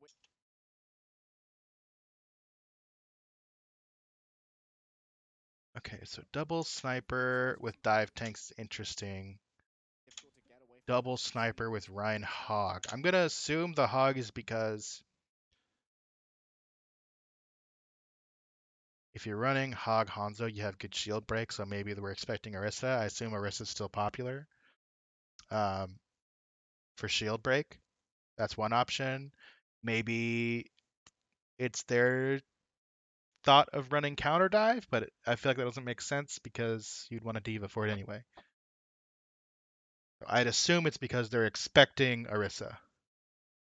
And find a different angle of attack. And So it's very for okay. We need to Young and see Beautiful, they will be show young and pushing beautiful some setup, units please, please, please, towards please. Turn, Contenders turn, here. Now, turn, faster, faster, Monkey faster, faster, themselves, faster, they're not a faster. team we usually see All push right, forward. where in the hell is Monkey? He was in alley last time. Secondly,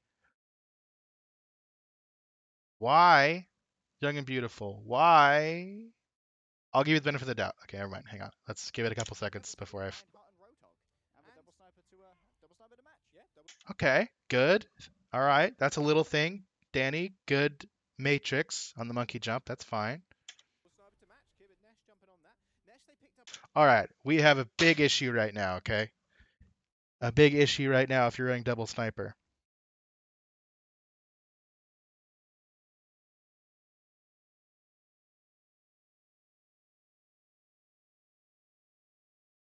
Double sniper comps. Don't shoot from the same angle. Okay, don't. Very important that you take separate angles, especially against a Reinhardt. They're running Reinhog. They're running Reinhog. That's the freest side angle you have in the whole world. The freest one. They can't even jump on you. Like the extent that you're gonna have to deal with is like um, maybe a sniper duel, right? But what we should be doing is like one sniper can sit here, and you don't need a diva to be there.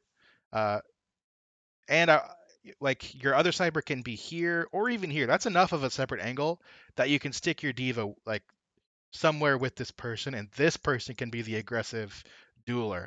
I'd rather see this be the Hanzo area and this be the Widow area. And then the moment you see this, I want to see the Zen rotating all the way to this window over here. Okay. They don't have a diva. He can't be contested. He's going to get free discords. In order for a sniper to duel him, the Hanzo's going to have to like climb up the wall and wall jump over or go through, and the Widow's going to have to grapple up and look for a duel, at which point we should be scouting it based on what we have. Okay. Especially if Diva's playing here and if our monkey's flanking, we should have all that information. So you have one sniper here or here. You choose. This is choose. Other sniper here. And put your Zen here. I mean, you can put the Hanzo in hotel. Like, I assume by hotel you mean this building on the left right here. You can put him there, but especially against double sniper, you don't want him aggressively peeking in a spot where he can't be supported by someone else. Especially against double sniper. In I can't attest to the strength of snipers and contenders or like in this region, but in Overwatch League, he absolutely should be punished every single time. I would be upset with my team if we didn't punish a Hans that was playing that aggressively without support. Okay. All right. So let's see how it goes out. Specialist as well. So terrifying he is on Oh, this hero. look. There's so much value from the Sonic Arrow. Picked up as this Widow specialist as well. Both snipers are at a disadvantage in the duel. As well.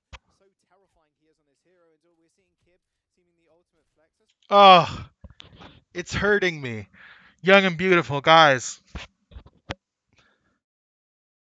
to Nuki a little bit. You said, who's your Hanzo player? She said, Kib, he's been falling out of his mind recently on this pick. Although she is very weak to dives, exactly what we see from Ben Best, but a perma pocket there.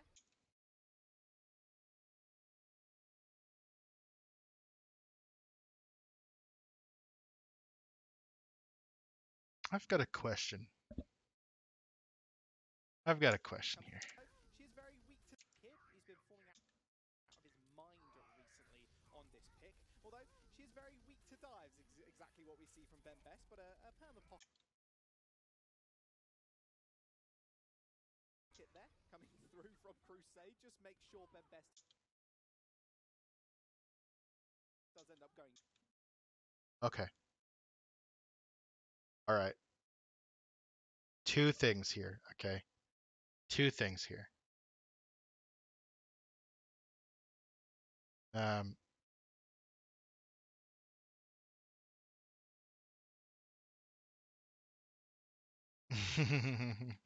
okay. Let's talk about this. Ben Best. All right. My guy. They have a Roadhog, first of all.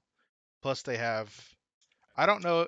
like they have two snipers here plus a Zen Mercy pocketing each other. He's been falling out of his mind recently. Your jump should be used to escape, not to engage, first of all, okay?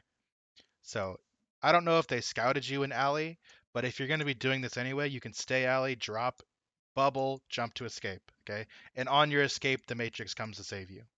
If you're assuming you're trying to make space, if that's what you're trying to do. I don't know if your call was to hard engage and you're expecting follow up here, but if you are, you're extending past the statue, which is no, no, no, no, no, no, no, no, no, no. You're out of your sniper's LOS, especially because they're both playing the same window. All right, out of your LOS. Not a good jump. Okay. Secondly, On this pick. Aero, Nesh. she is very weak to dives. Is Nesh. exactly what we see from Ben Best, We've but talked a about perma this. pocket there Okay. coming through. I know you have From walls. Cruise All right. weak to dives. They have walls too. Exactly All what we right. see from Ben Best, but a perma pocket there coming through from Cruise.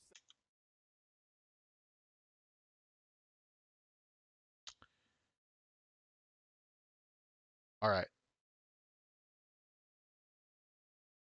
So you don't have a diva to matrix you on this peak. All right. Hey, I'm just trying to give him details. Like I'm not flaming him. I'm being a little dramatic. Um,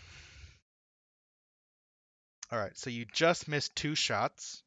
All right, you're peeking again for a third time, which is uh,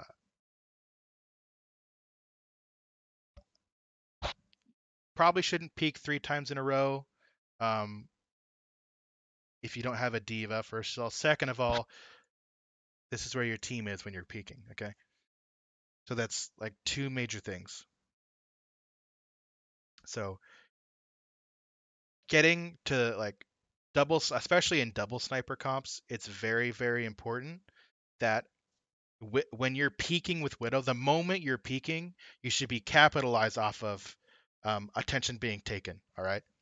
So we have this beefy ass comp. Send them through here. Get pressure on the back line. Either Widow's going to be hard peeking waiting for you, or he's going to have to turn and look, and that's your opportunity to do this. Okay. So especially with double sniper, I don't want to see snipers with the tanks. Maybe you can have one, like maybe put your Hanzo with there, or whatever. I don't know, but I in the future when you're running double sniper, I don't want like I wouldn't want to see this where your tanks are pressuring this with your snipers back here. Like the only thing you can hit if you're peeking this angle is the Widow. Um, but okay. Oh, hey, look, I talked about this before. This is good. This is a good rotation. So hey, I just noticed that. Good job. But like pressure, right? And now you have a window to pick them. And then the moment, like if you don't get a kill, like your Mercy, you can probably get a kill on the Mercy here if you're running through, especially because you have a hog for some reason this team has a hog.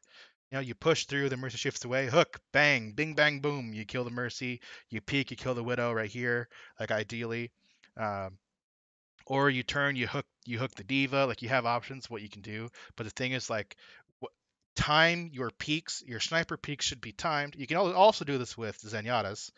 This is actually why Jonak looks so good, is because he times his volleys at the same time that there's pressure somewhere else on the map. Okay, so you effectively have three snipers in your comp.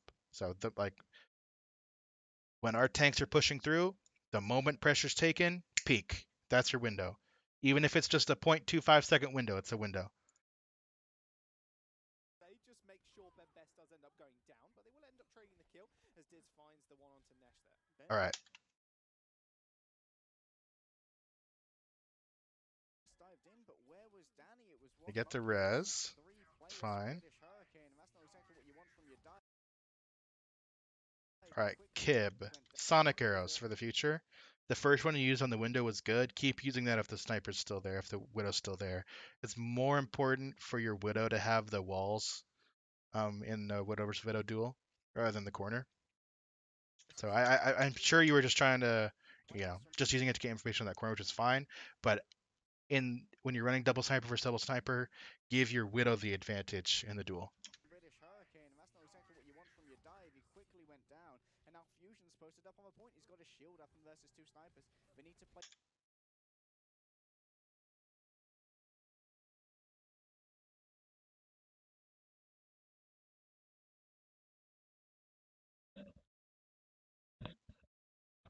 No Matrix, no Sonic.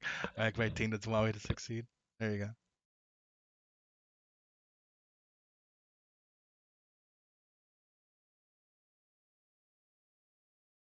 different angles to try and get around it. There's not a lot of damage onto that shield as well. Oh, okay, all right, hold on. They need to play different angles to try and get around. Imagine if we had a Sonic on this window, all right? Supposed to from a point. Imagine if Shield if as that's Windows Sonic right now, play different and we see the snipers split. to try and get around it. Secondly, Nesh, you don't have control over this corner, okay? You don't have control of this corner, so stand here, right?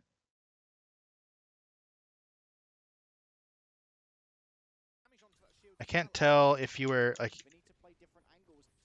if you have to stand there to get an angle what window you're peeking at. I can't tell what window you're peeking at. But that should be like a second nature thing going forward. Is that snipers and this isn't just me flaming Nesh.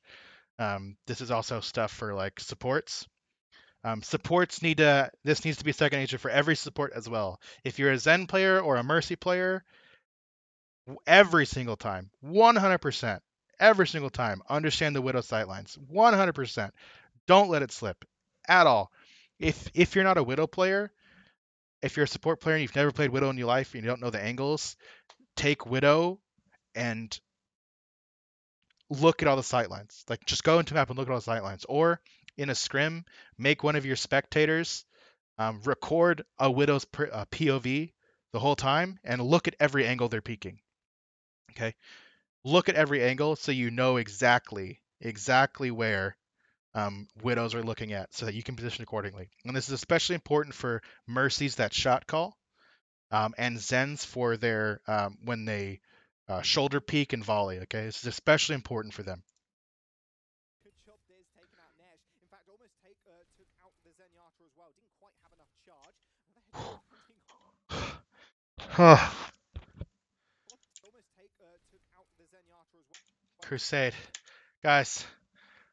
Oh, Widow's actively shooting this, and he just crosses, and we don't shield him through. Oh, okay. Ah, ah, my heart. Holy cow. All right, we're getting through this. Wait.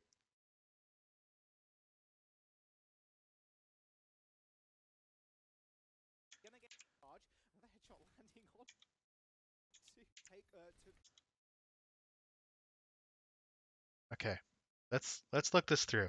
So Monkey's pressuring their backline,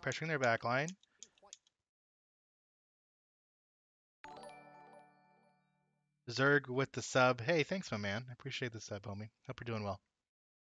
All right, so he gets absolutely demolished by the Zen. Oh my goodness, he gets. Oh my lord. I assume. Oh, you're so low. Oh my god. Why'd you commit your jump in there? Like right here.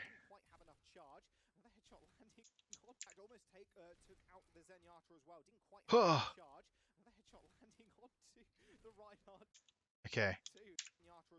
This needs to be Danny, you need to watch for this, okay? So I know should we be hold on, like this is a tough call because in theory Danny can get you out, right? But that means our sniper doesn't have priority. You're playing Winston and you're jumping into hotel. Should you be? I don't know.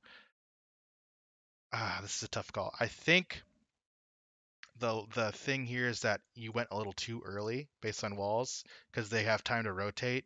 They have time to rotate and the hogs still hook you and kill you. So that's like the timing window, right? I think that's the play here. Like thinking through all the options. Is it realistic for Danny to be able to hit to save you if we're prioritizing Widow? No. Um, like is he just maybe he's just making space for the Hanzo, which I'm not the biggest fan of, but it's possible. I think it's just timing because it's more important for you to be able to juggle point with the diva. Like you need to be alive for this, so your snipers have room if you're playing dive tanks. Oh goodness. All right, duel incoming. Contenders, and you can see exactly why he's made it this far to get picked up by Young and Beautiful, because with raw skill on this main in Contenders, and you can see exactly why he's made it this far to get picked up by Young and Beautiful, because with raw skill on this man appears to be very impressive Okay. All right, hold on. thus All far. right. Because with raw So skill we on this have man appears the to be pick on the very Zen right now, impressive but far we're to get still picked up by Young playing and Beautiful. within hook range when the hog controls hotel.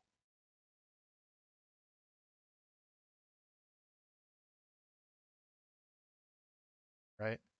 They have control of this. I don't want to see Hanzo here. I don't want to see Hanzo here. And realistically, I don't want to see Mercy here either. Give them hotel. It's better for them to like, especially if we can set up our Zen over here. Like against a hog, if he's just planting in hotel and fishing for hooks, all he has to do is hit one. Like maybe your diva can save you, but that's so much unnecessary. Like risk. The raw skill on this man appears to be very impressive thus far, and with Bucket going down, Valkyrie's still in session, but I don't think there's going to be enough healing Like the moment that you get that pick on that Zen, we should rotate. Don't stay there too long. Well, it seems like the reason why they picked the Roadhog here is to make sure Oh, what? Okay.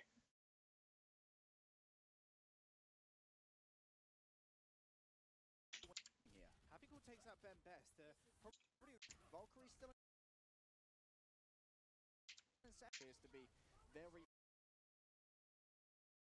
impressive thus far to get picked up by Young and Beautiful, because with raw skill on this man appears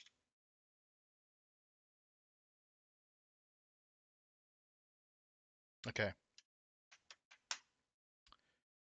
First thing. Okay, so let's talk first thing. Number one, you're jumping from a sight line. Okay. Winston's jump from here. Don't jump from here. There's a big difference. Okay. The amount of time that you're in open space is so much greater if you're jumping from here rather than here. Okay. to be very impressive thus far, and with Bucket going down, Valkyrie Okay. We're hard diving the Rhine Hanzo. very impressive thus far, and with This is so scary, okay? Our tanks just left, and their hog is still in hotel. That is so scary. Bucket going down, Why doesn't Hafiko get any kills off this? Does he? He does. Alright. Okay, it's not the kill I expected him to get, but... healing here. Happy Cool takes out Ben Best. Probably, well, it seems like the reason why they picked the Roadhog here. Okay.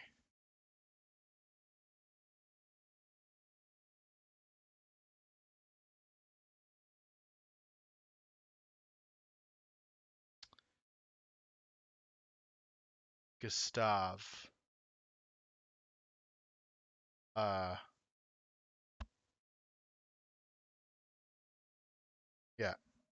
Here is to make sure when they do dive in, someone can hook, line, and sinker them, and those shrapnel blasts coming out from the Roadhog gun does so much damage close range. Kib. Kib, what are you doing? Kib ends up taking out good. Those shrapnel Kib. blasts coming out. Kib. Kib. The Roadhog gun does so much damage. What are you trying to accomplish here? Kib ends up taking out Gustav here, and Hurricane moving forward. That Sonic arrow to reveal the support location. Alright. Okay. Let's think about this, alright?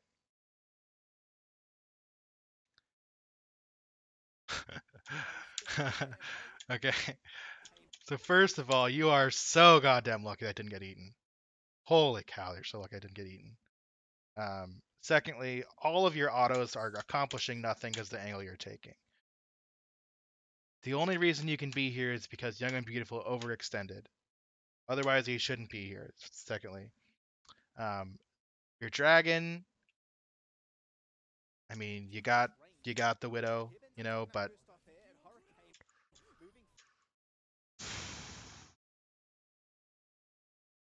He can't get away with this. Okay, Young and Beautiful, you can't get away with this.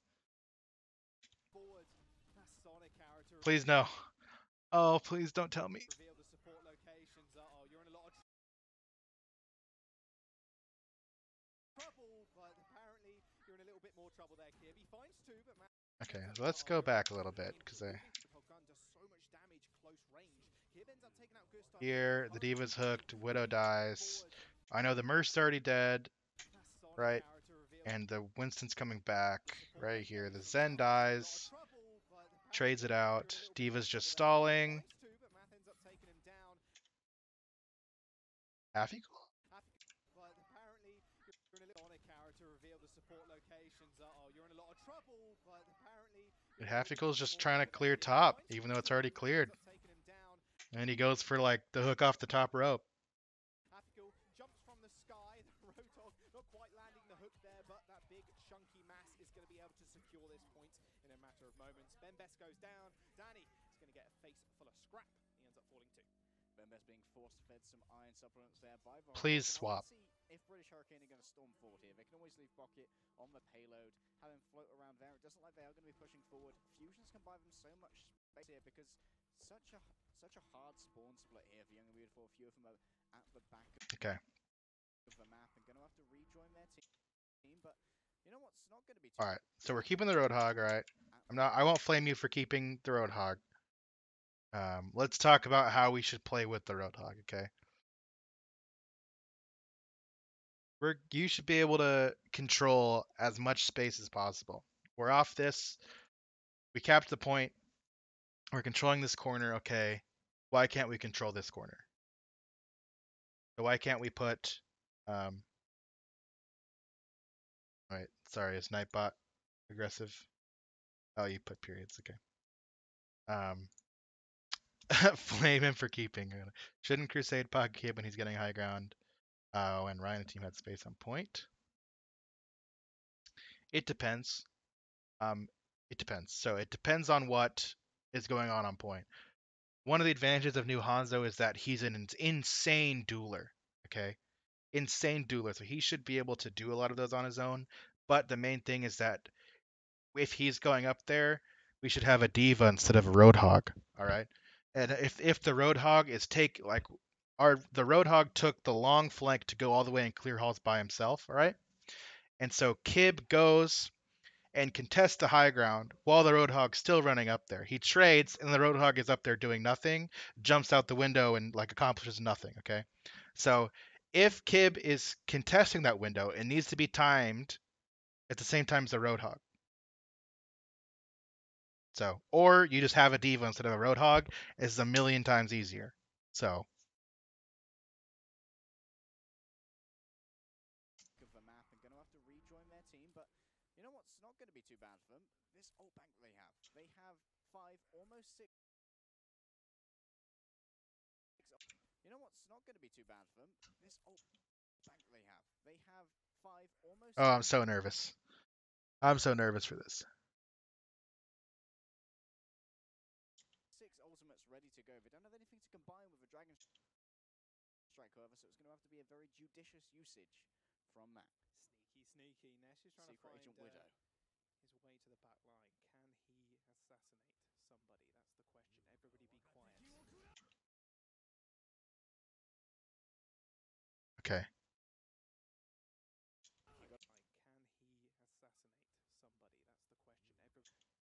So obviously Monkey's on the back line because Kib's getting pressured. Oh my goodness, he's so lucky he didn't die. Kib's getting pressured. You got to find Gustav. No, we're going to be very loud as the drum. Matt. That's the question. Everybody be quiet. You got to find Gustav. Apparently not. We're going to be very loud as the dragons get unleashed. There is the Transcendence 2 from Pocket. They already find the kill onto Happy Cool there. Rather chunky target. There is the Transcendence 2 from Pocket. Focus on Nesh in slow motion, please. All right, hold on. Let's go back here. All right. Nesh is at 20% ult charge. Okay. 20% ult charge at 345. All right. 5 seconds have passed and he has no ult charge gain. Oh, it took 10 seconds to hit a shot. So I'm gonna assume what happened. Okay, here's the thing. I'm not a fan of this dragon. The dragon is really good if people are in that hallway. If you're trying to kill the hog and committing an ult for it, okay. I don't know. I guess it's not the worst. I don't really need to nitpick this. Because if in theory it's being used to clear this hallway and like clear hog out and separate and kill the hog, which they did, that's fine. Um, okay, let's just keep going. All right, and so here jumps in. Why did Bach trance right away?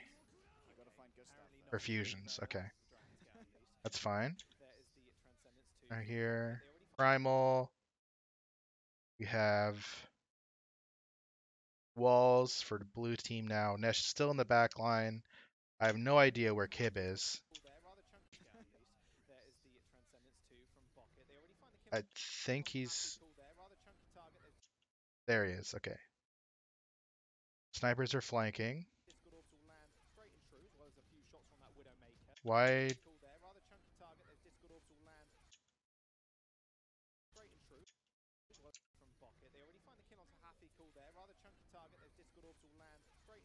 Kib, how did you not kill her?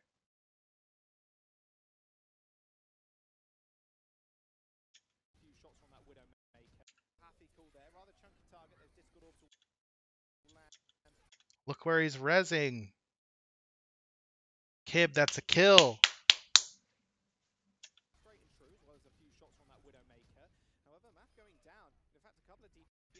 Were you getting pressured before? Am I just flaming you for no reason?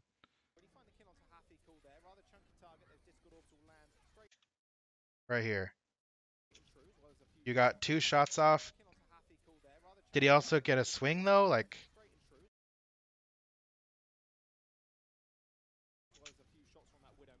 you had an opportunity to hit 1 shot. Maybe 2. Maybe 2. I'll give you the benefit of the doubt there. I won't flame you. Because you got slapped, plus the Reinhardt pushed her.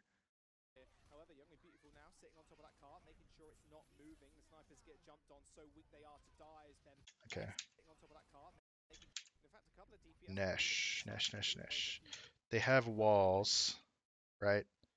We know they have walls. You are in back main. You should stay here. Stay here. Force them to chase you if they want you. This is too easy of a dive. This is good call, like good rotation from the tanks. Does Zen live? He does live. This is working out really well for them. All right. So a couple missed opportunities. We didn't get to kill the Mercy. Nesh went a little too aggressive. I think you still could have stayed back main. Forced the Winston to have to like chase you. If you're going to be back there. We also are currently playing with, no off tank, so it's 5.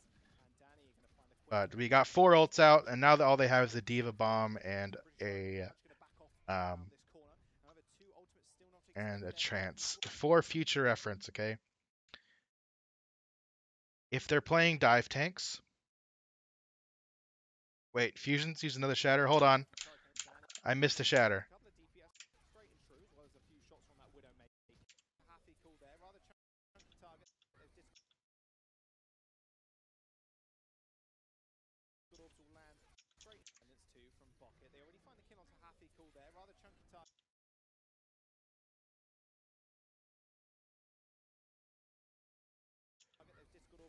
I assume you're looking for tanks?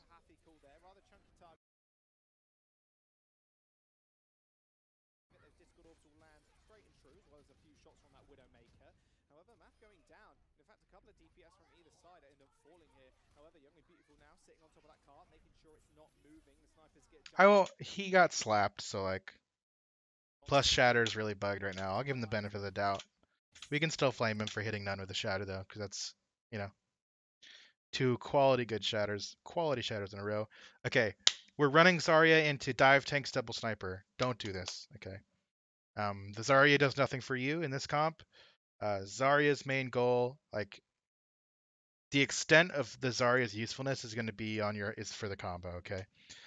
But one of the main reasons you pick a Zarya with Rein is because Zarya enables your Rein, all right? So Rein's level, if Rein is this good without Zarya, he's this good against other Rein tanks. He's very good in the Rein versus Rein because the bubble allows him to swing, which gives Zarya more energy, which allows you to have more pressure. Okay, both of those things together. If you don't have anything to hit the Rein while he's swinging, the bubble's useless. Okay, so it's going to take you forever to build energy. You're going to have to get really lucky with your bubbles in order to build energy. You can run Rhine Diva in this scenario. This is totally fine. Make them have to swap. The Diva is going to be good because you can your shift can boop monkeys if he's diving. You can boop mercies that are rezzing. You have more pressure to shut down one of the snipers, which if you have double sniper, you can shut down one sniper and have advantage in the sniper duel, okay? I wouldn't run Zarya here. I know it's King's Row and you run Ryan Zarya because it's King's Row, but think about the tanks you're facing. If you're against dive tanks, don't run the Zarya. You don't need to, okay? Annie going to find a quick kill on Tanesh, and that looks like a failed push here from British Hurricanes. And that's not like I'm not like flaming half equal. This is a team thing. Talk about it. Corner. However, two ultimates still not expended there for Young and Beautiful. Ultimate economy All right. pretty good. And that was a much more coordinated pair I of mean, dives. see, this is what I'm talking about. Like solo Zarya peeks the corner in advance. What do you think she's going to be doing? And that was a much more coordinated pair of dives. Should people practice running Ryan Zarya and Ryan Diva in case something like this happens? Yes, absolutely. You should be able to play both. That's like a basic element of the tank lines. You should be able to play the combinations. Ryan Zarya, Ryan Diva, Winston Diva, okay, and Orisa Hog, Orisa Diva. You should be able to play all of those. You almost it's going to be extremely rare for you to have to play Winston Zarya. That we saw from Ben Best and Danny. I talked And apparently, if you're Hurricane, you play Ryan Hog a lot, you know. Ben Best made his initial dive on point A, but All right. So, we should know that Ben Best used the alley flank last time, so we should be clearing it. Okay. What style should Diva have in a Ryan Diva comp? The Diva, her default, like in all comps, Diva should be defaulting to pressuring the tanks, whatever tank you're facing. Start by just shooting the tank, okay? And then rotate onto a sniper when you see it. Your goal should be to shut down one sniper to enable both snipers, okay? And then if you ever have to rotate your backline or rotate a sniper, your Widow wants to do a grapple shot, that should be where you're using your matrix. So if your Widow goes for a grapple shot, give him a tap of matrix when he's going up. It's all about ways that you can enable other people on Diva in Rhine Diva. You don't have to be the hard carry.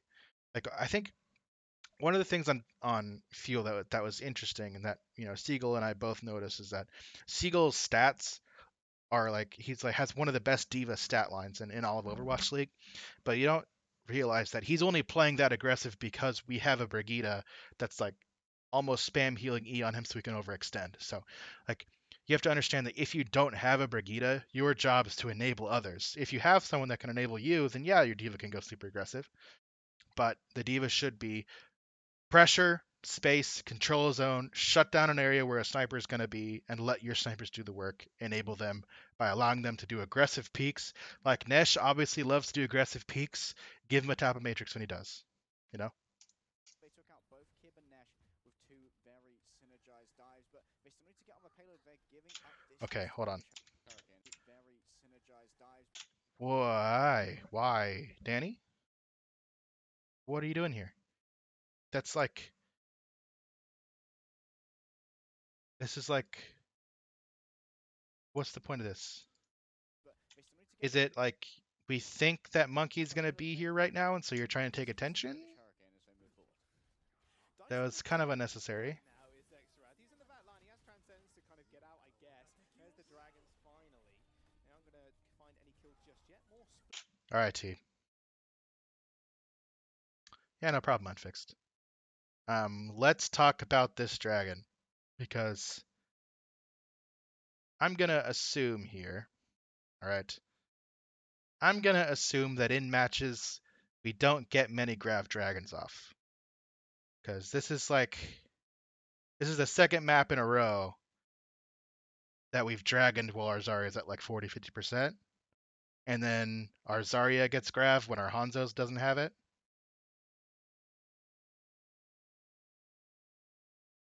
I mean, so I'll say like, yes, it forces out,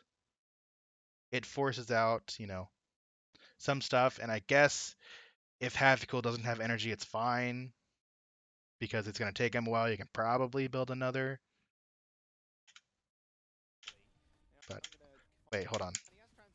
Here's thing is like it's not even forcing the trance. He tranced before you dragoned, so uh,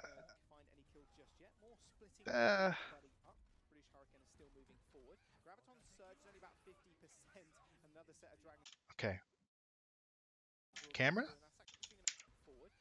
All right, so we're aggressive. This is fine. Kib.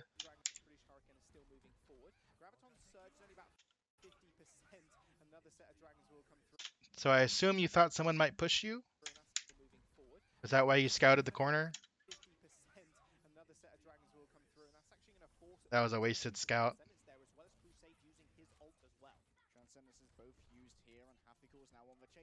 Hey, hold on. Okay, hold on. Hold the phone. Where's our Widow?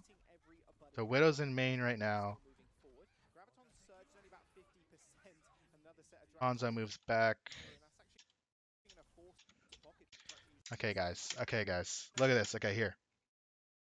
Okay. All right. That scout's fine. But here's the thing. Okay. Our Hanzo is just here. All right. And now, not even a couple seconds later, Widow's now taking that angle, and Hanzo's still back here. All right. We're missing a big window of us. Like, if they're pushed so far back and our tanks are all the way up here, we have no reason why we can't control this area. Okay. So this, I would rather see probably Widow on this angle and Hanzo taking this one.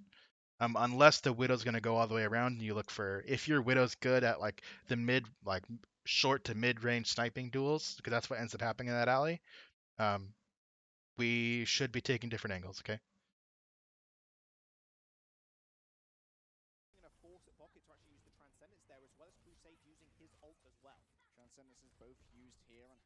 Like, Ben,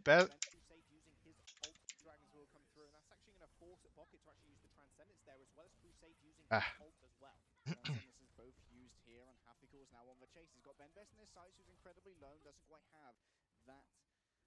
like, look at where Dids is compared to where our tanks are. You get so much value from this. Like, this is perfect. Like, this is what I'm talking about by angles, right? This is perfect.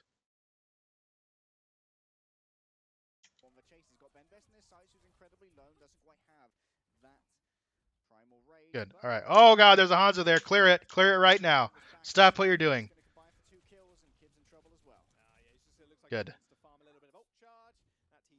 All right. Where are we setting up? Right now? Where are we setting up? All right. Winston. Okay.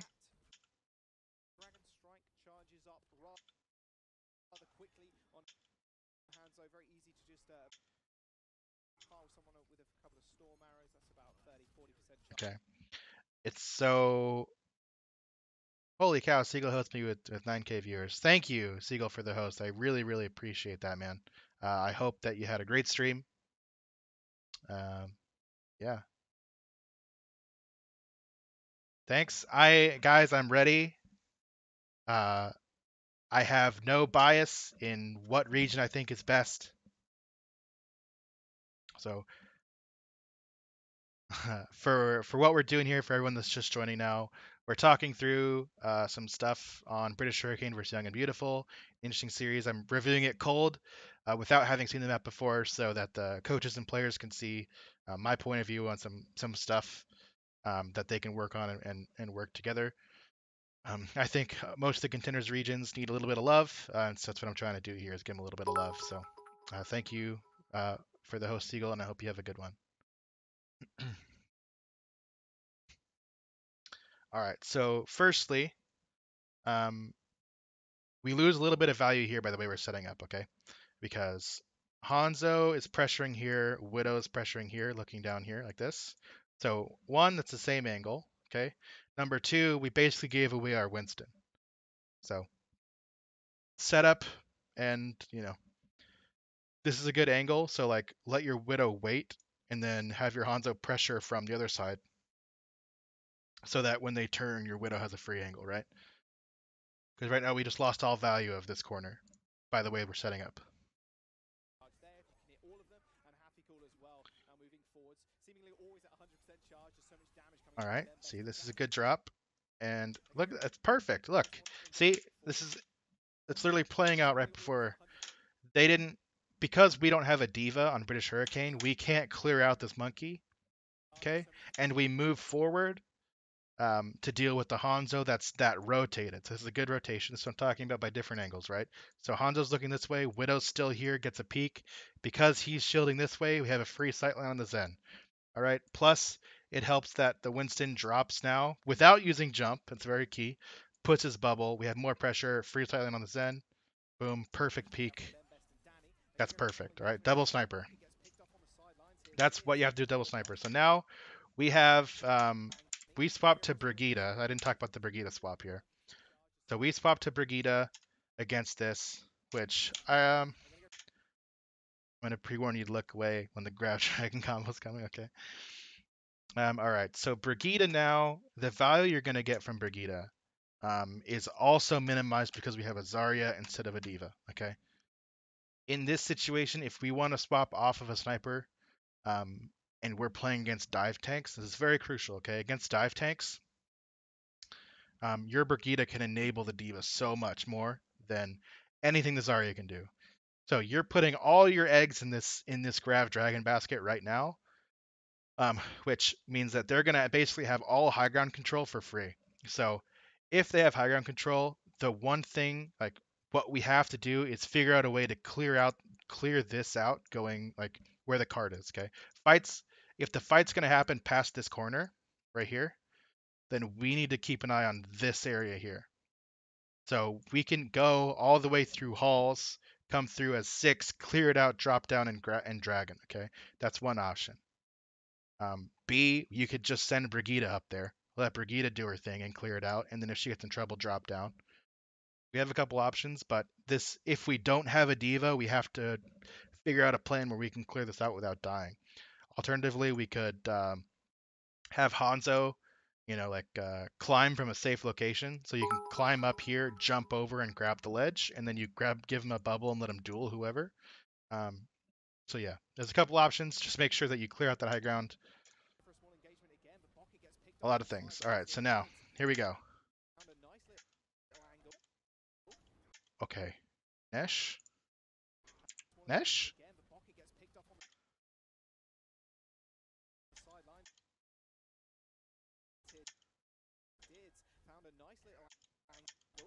Even before the monkey starts booping, you're way past your Rhine. And make sure you have a good understanding of like distancing between yourself and your Rhine, and you missed your bash. This actually is like a ginormous shatter. Very good. And wait, how is Half Cool on high ground?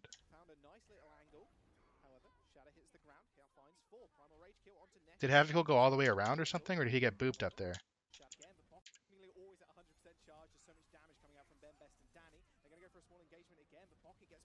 Oh, okay, he went up the stairs right now to go after that. Like, this fight is so spread out all over the place.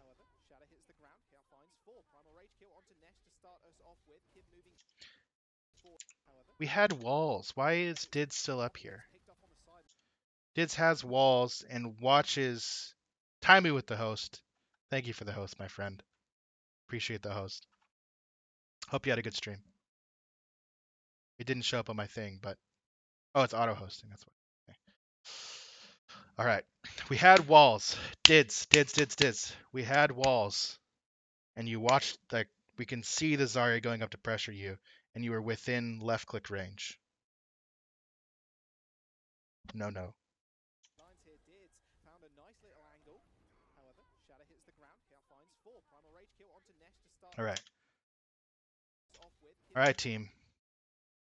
Moving This in is the play we've been building up for. to them parry. But the question All right. is when This do is they the actually use play. it? They're going to move around the corner. Okay. Probably going to wait these dragons out to start off with.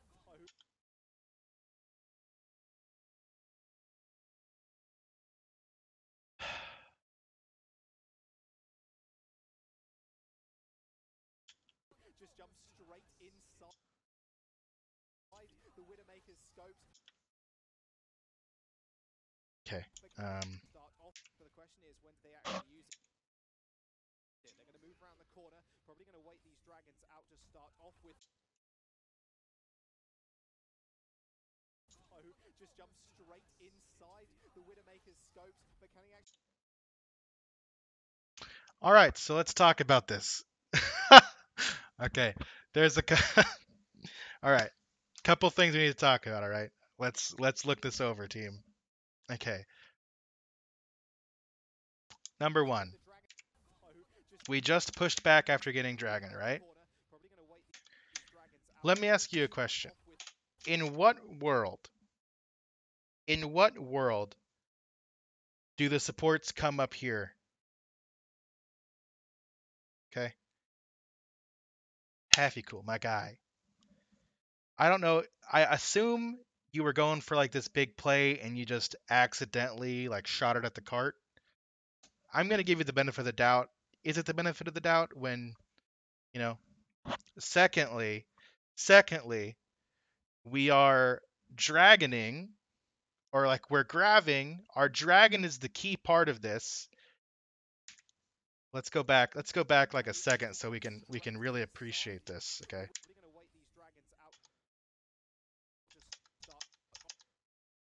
Okay. This is the moment. This is the exact moment that Grav goes out, on the cart. Like this is like, he's just going at the cart. At the exact moment our Hanzo's wall climbing to go for a duel, Like I'm curious what communication looked like for this. Okay? Because I hope Happy Cool's saying, I'm grabbing, I'm grabbing, I'm grabbing, I'm grabbing, I'm grabbing, I'm grabbing, I'm grabbing, I'm grabbing, I'm grabbing, I'm grabbing. And then if he's saying he's grabbing, he's grabbing, he's grabbing, Kib is positioned ready for it. All right. Or Happy Cool didn't say it, or he said it like 5 seconds ago and nothing happened. Right?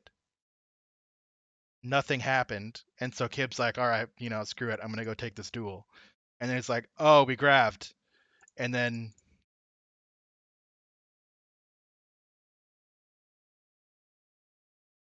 all right. This is the All of this is happening while there's literally a Winston in our back line.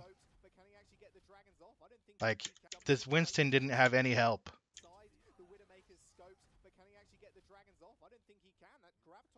I guess technically the Hanzo was shooting, but Can he actually get the dragons off? I don't think he can. That Graviton surge wasn't really followed up with all of anything.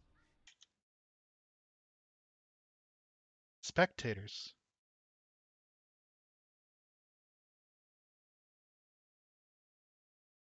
And now he's going to try and throw it in blind. Will be on the payload, but surge wasn't really followed Maker's scopes, but can he actually get the dragons off? I don't think he can. That Graviton surge wasn't really followed up with all of anything. And now he's going to try and throw it in blind. Will be on the payload, but no one's there to catch it. And Gustav still merrily flying around, keeping everyone nice and healthy, but Matt's under huge pressure. Oh, man.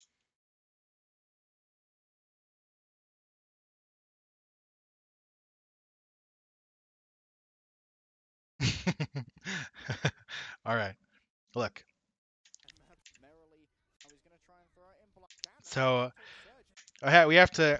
So chat. Let's give him the benefit of the doubt here. Okay. When you're in a match like this, comms get pretty hectic, and things happen. You make choices. Like he saw the play and he went for it. I would rather him have gone for it, and messed it up than be too scared to go for it. Okay. So good. It's fine. Like, it's okay. We can talk about it afterward and make jokes or whatever, but the fact that he went for it in and of itself is good. That's fine. In the future, if we don't have Grav, we want to make sure that your ideal area that you're trying to hit. So you have to think about Grav in more than just your ideal area. Okay, so obviously, like, you're trying to clear cart. That's your goal. It's like that's where you're shooting. But we want to make sure that going past it, going past the cart or past your point has value too. So we want to make sure, like, Gravs I'm sorry, dragons, we want to make sure that the tail end, like, you have your main value here, but you also get value from it going somewhere else, somewhere that the supports are going to be setting up, and you make them have to move.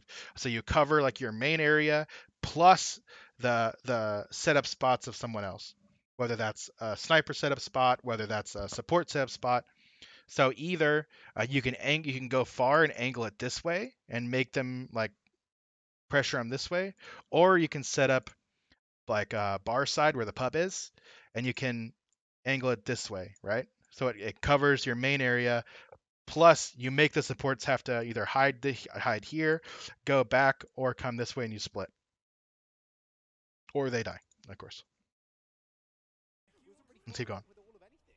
And now he's going to try and throw it in blind. Will be on the payload, but no one's there to catch it. And Gustav still All merrily right, so Ben trying Best to finally dies. keeping everyone nice and healthy, but Matt's under huge pressure. Good Matrix from Danny to save you from that combo. Mobility away. All right, and this is fine. Like, we're on triple tank now instead of the Brigida. This is fine as well. This is also a decent adaptation for going against double sniper. Now, I will say, now that we're not in a double sniper duel matchup, okay, the idea behind how you actually beat double sniper changes, okay? If you're doing double sniper, it's about enabling your snipers to win the duels. If you're not playing double sniper, it's going to be all about removing the space that they have to work with, okay? So if we're running Ryan Diva Zarya, our Ryan Zarya needs to be very aggressive, okay? And then our Diva needs to make sure that she's controlling the common high ground spots.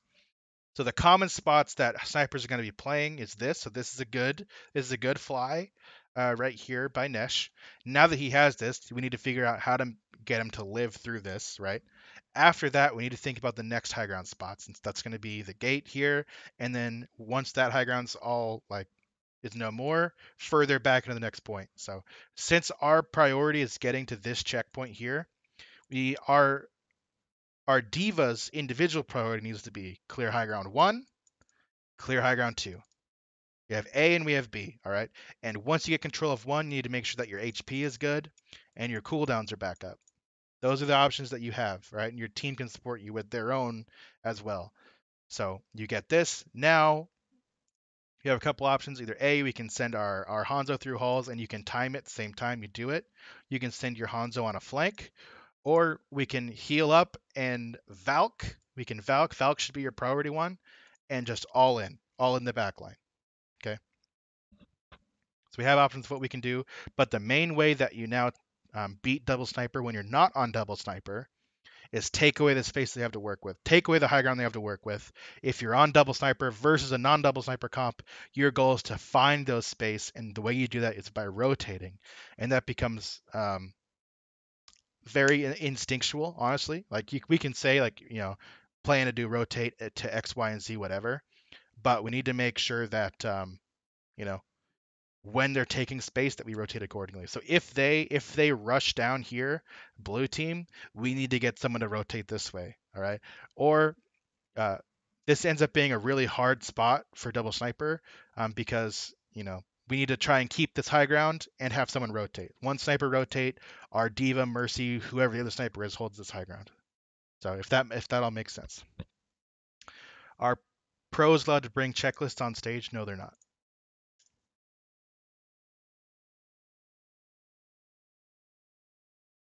Can you explain the rotate a tad more? Okay. So because the idea is for double snipers, you want to have space for your snipers to work. If the other team's goal is to take away that space, which is common for like triple tank comps or whatever, then your snipers should be rotating somewhere else um, to find another space, like another spot to work with. And it just so happens, like, this flank right here on the alley is completely uncovered. This is a fine rotation. have one of your snipers go this way. You can come up into boiler room. You can go under and just go look this way, or you can just sit in alley and look for a pick on a support. Like you have options, but that's the rotation. In this scenario, that's the only rotation you can make. But that concept applies to every map. So as long as your team knows the map layouts, which if you're in Contenders, if you're in Open Division, if you're in Overwatch League, you need to understand the map layouts. That that concept translates to other maps.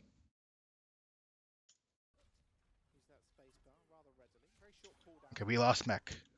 This is bad. So he gets the high ground, which is good, but he doesn't live through it. So this is actually a very big win for Young and Beautiful because they get that mech. Now they have all the high ground control they want. Is the only communication you have on the players during halftime. I can talk to them on stage in between maps, so in between map 1 and 2, and then during halftime they come back to the dugout. And I can listen to what they say, but I can't talk to them. And double sniper, should Hanzo ever focus on the Rhine shield to help out the front line battle? You can. Like it just depends on like your team's style. So either if you're running Rhine Diva, it's probably better to focus the Rhine shield, but it's going to be which sniper you have more success with rotating with. So in general, I think it's better to have Hanzo with your clump and you pocket him. That way he can focus the shield if you need it, and your Widow takes the rotation. Um, but yeah, I hope that kind of answers your question. All right, let's keep going. So they lose the mech, and this is actually very very bad. But they do have 2 support ults, so they can kind of make up for that deficiency by support ult and going aggressive with tanks. But we're not. We're not going aggressive at all. And oh goodness, okay. Like right here, honestly, the moment we clear out the high ground, even before he loses mech, this is a go call. Like this corner works more in the attacking team's favor than it does in the defenses because of the rotations we talked about. Let's go aggressive on this. Even if you commit trance, you can commit trance or Valk. I'd prefer Valk, but we need to go aggressive right now. Right now, we need to go aggressive. They don't have a Winston. He died. He's running back. Stop this Hanzo. Go aggressive. Let the Diva come down and drop on our supports. If you have Valk, it doesn't matter. Oh my goodness. Okay. This is another situation. Look right here. Watch this. Mercy. Mercy. Oh my god, he's flying through main. Okay. Oh god. Oh, Gustav. My heart. Holy cow. Okay.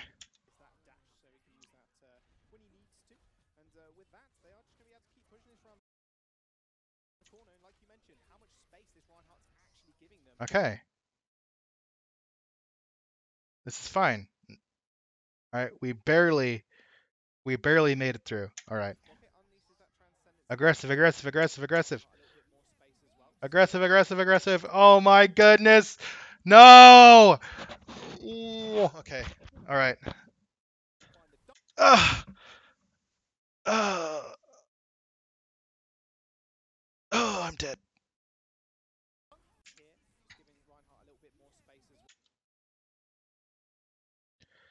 Okay. Right here.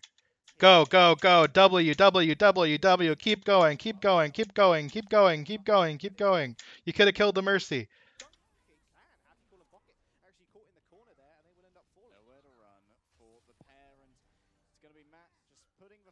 When in doubt, okay? When in doubt, if you're up against a Diva bomb, when in doubt, go in. Especially if you have a support ult on. Go in. Most Divas are planning for you to fall back to an area. Go in. Okay. All right. All right. Let's see what changes, okay?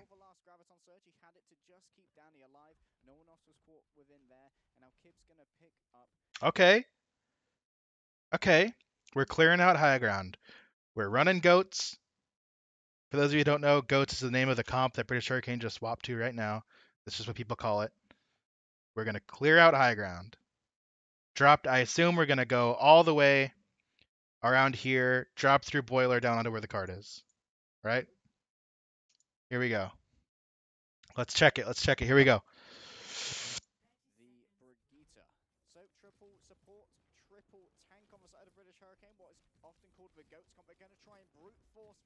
Okay, okay, okay, okay. All right. So let's talk Young and Beautiful now. Young and Beautiful scouted this. They know it's coming. How do they set up? I'm extremely worried about where the Zen is right now. He has trance, which makes it kind of okay, but this is good here. This is like we talked about double sniper. You want to take different angles, especially if they're going to drop on cart. We want to have angles like this. So this is good. It's a good setup.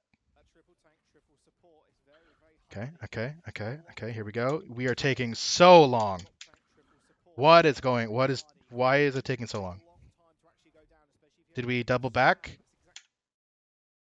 What are we waiting on? Very hardy. Can take a long time to actually go down, especially if you haven't got much spam, and that's exactly what Young and Beautiful are lacking right now. They've only got all those storm arrows to really pile in the front line. Okay.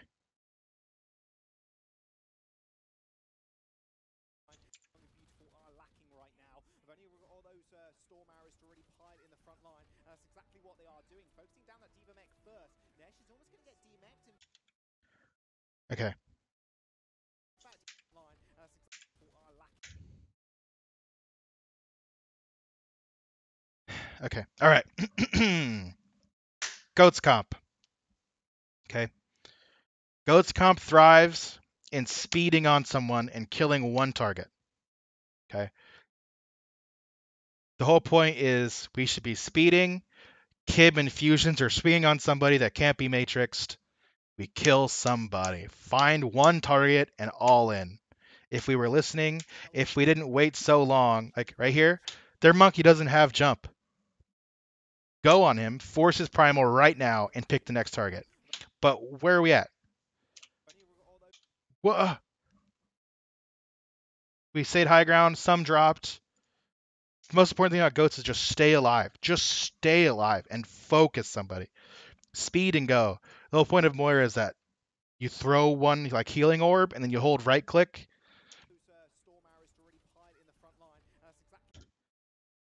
Like Ben Best gets away without using his ult, first of all. He gets booped off. And then Nesh gets blown up because we're just sitting out in the open now. Like right here, what I would like to see is, we hard focus his monkey, and then we keep going, right? If we have to drop one person on point, that's fine. Leave the Zarya. Everyone else keeps going right here. Boom. Go for the backline. Go for the Zen. You make him have to trance early, or he dies, or someone dies and you kill somebody. This is it. All right, keep going. In fact, he's on about 2 HP. I'm not entirely sure what happened there. Transcendence comes out as well as those dragons finish off Crusade and Bucket, and already both supports from British Hurricane are going to go down.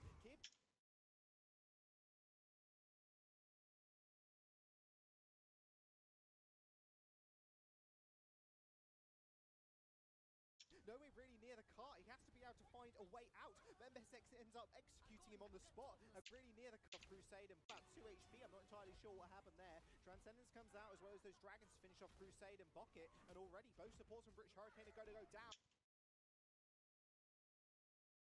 Kib nowhere really near the car. He has to be able to find a way out. Then Bessex ends up executing him on the spot. A Graviton Surge onto the car, but I think it's too little, too late for British Hurricane. There's only one man left alive, and he finally bites the dust. Happy falls, and that will be the completion, or round one completion. Okay. Even, and only 1 point on the board for Hurricane. And unfortunately, nowhere near completion for Britain. Couple things here. Now, we've messed up the past 3 Shatters plays. 4? 3, 4? We've messed up the past 3 graphs. So now you guys know what you need to work on, okay? It's team stuff that like our coordination's lacking right now. Aero's not mad, just disappointed. All right. All right. British Hurricane gonna run the standard. Well, not the standard. I just lied to you. Okay. I'm hoping it is for Bright Spark. I do believe that these players have it in them to make this work. British Hurricane So we're playing Anna. to try and waylay this with double main healer, a Mercy and an Ana out of Crusade and Okay. Bucket. We know from All right. So I want to see how the Arista comp actually sets how we're setting up with this before we. Okay. back a little bit. Right here. Okay, this is fine.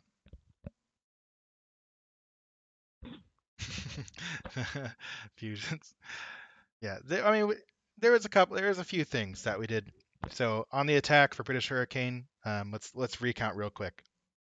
Number one, our double sniper cleanup. We need to make sure the times when we're peaking for the duels, we have advantage. Whether that's Matrix, whether that's Sonic. Sonic should be used to enable the Widow. We need to have pressure somewhere when they're doing it, right? So that's what we need to work on there. Secondly, how we actually swap our tank swaps need to be a little bit better. So if you're against dive tanks, don't play Diva, right? Don't play Zarya, play Diva. So you want to do either Rhine Diva or just run dive tanks yourself. So yeah. And then when you're against double sniper, you want to take away their positioning, take away their angles, okay? So let's talk about the defensive setup. So we have Rhine Diva double sniper for Young and Beautiful. Okay, this is good. Um, and then we have almost standard defense. So we have an Ana instead of a Zen. So I'm going to assume the Ana pick is largely because we want to hit a nade. The nade is like one of the things in countering the really big tanky comps, which I know EU is not afraid to run tanky comps, is an Ana nade. You throw the nade, they can't heal, and then you go in. It's pretty easy because they're all clumped. So I'm going to assume that's why we're playing Ana instead of Zen. But, you know, we'll see. We'll see how it goes. So they're going to set up their Orisa here. Right now they have everyone behind it. Um, against double sniper when you don't have double sniper of your own. Basically, the main thing we have to do now for British Hurricane is every single Orisa pull. Every single pull. I'm going to draw an orb here. This is the orb. Every single pull. All right. I'm going to draw this because I want it to sink in. Every single pull needs to have something attached to it. Every single one. What options do we have? Sniper shot, Junkrat mine, and an 8. Okay. Every single one needs to have something on it, and it needs to be damage boosted. Right? So when we pull, the moment we pull, sniper shot. Okay. That means fusions, your communication on your pulls is extremely important. Okay. Extremely important. So you call um, whatever your comms want to look like, it doesn't matter. You say, all right, I'm pulling and go. Like for the most part with like OG for example, it's easier for him to say, all right, 3, 2, 1, pull, and he just counts down like the actual when he says pull, it's to the right click for actually like sucking it in.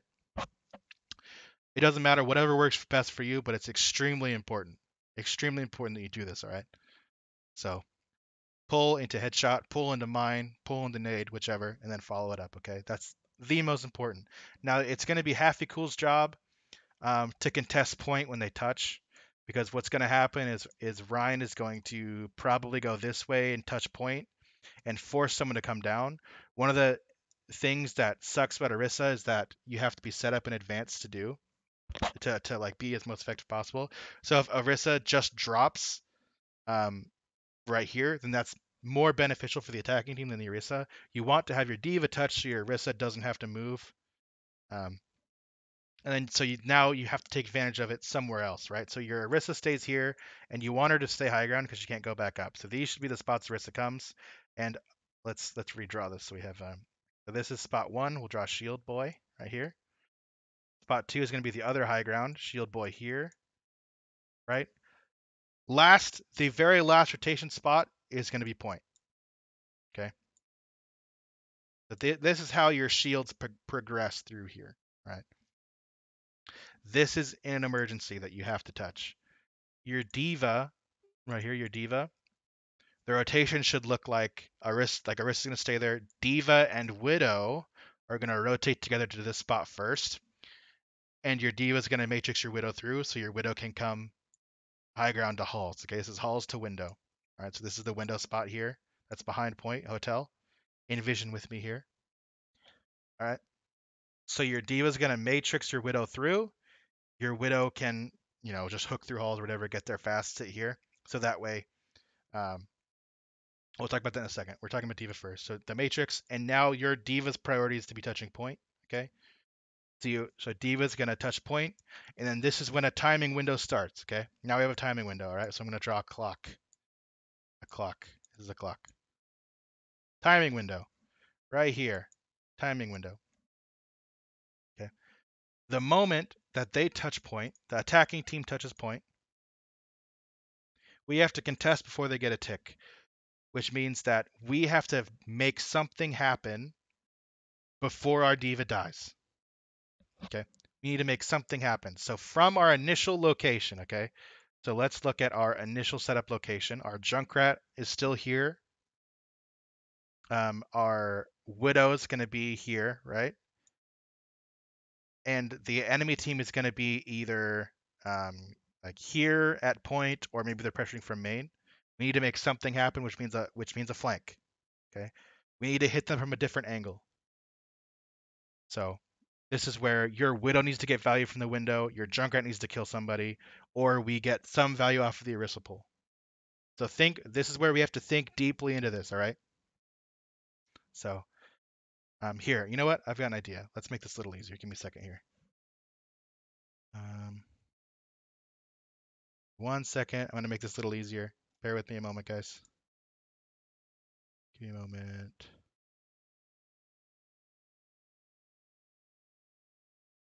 One sec.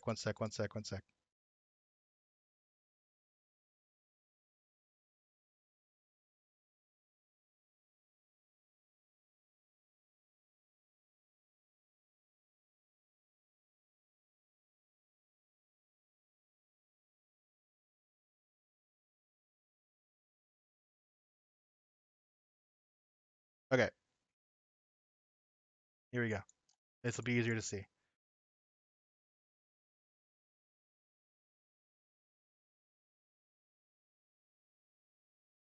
Orisa, Junkrat, Mercy, right? Widow, Diva, Zen. So you have a couple options, okay? This is actually the Stat Banana program. If you look up Stat Banana, this is very useful. I'd recommend using this if you're a coach or even just a player. It's very good, all right? So right here, this is your standard setup spot we talked about, right? So there, I'm just going to use Rhine as enemy Rhine as an example, okay? They are going to go this way and contest point here, here, or here, right? These are the three ways realistically that, oh, you're right, it's Anna, not Zen, sorry.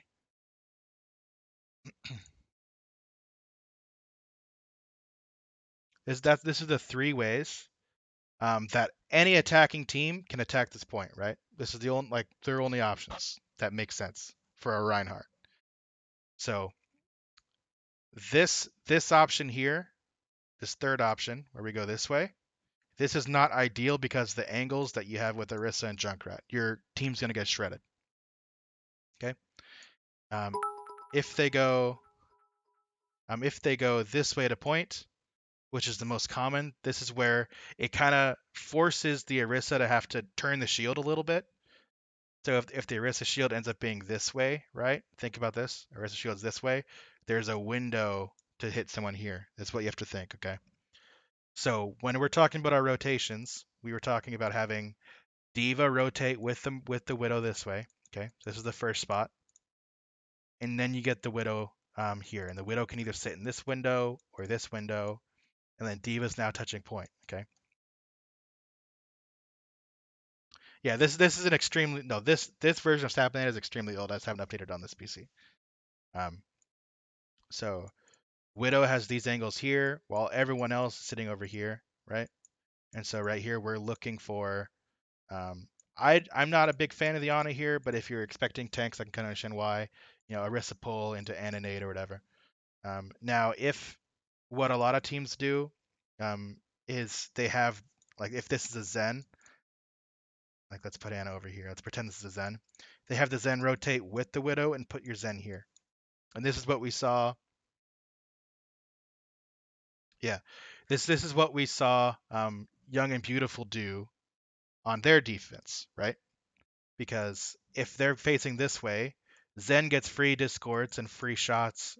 Widow gets free shots, and then you have like this clump here that's really hard to break. Plus you have Diva contesting point, and the attacking team has to choose one person to go on, and they have to make sure they win that duel. Okay, this is very important. So this is why a lot of attacking teams are running Diva instead of Zarya now, so that the Diva can pressure the Zen, and the Zen has to rotate, and they have to win the battle of Widow Zen versus the Diva. And if the Diva's smart, they push him and then just drop, make the Zen not do anything, and then just do it over and over again. All right.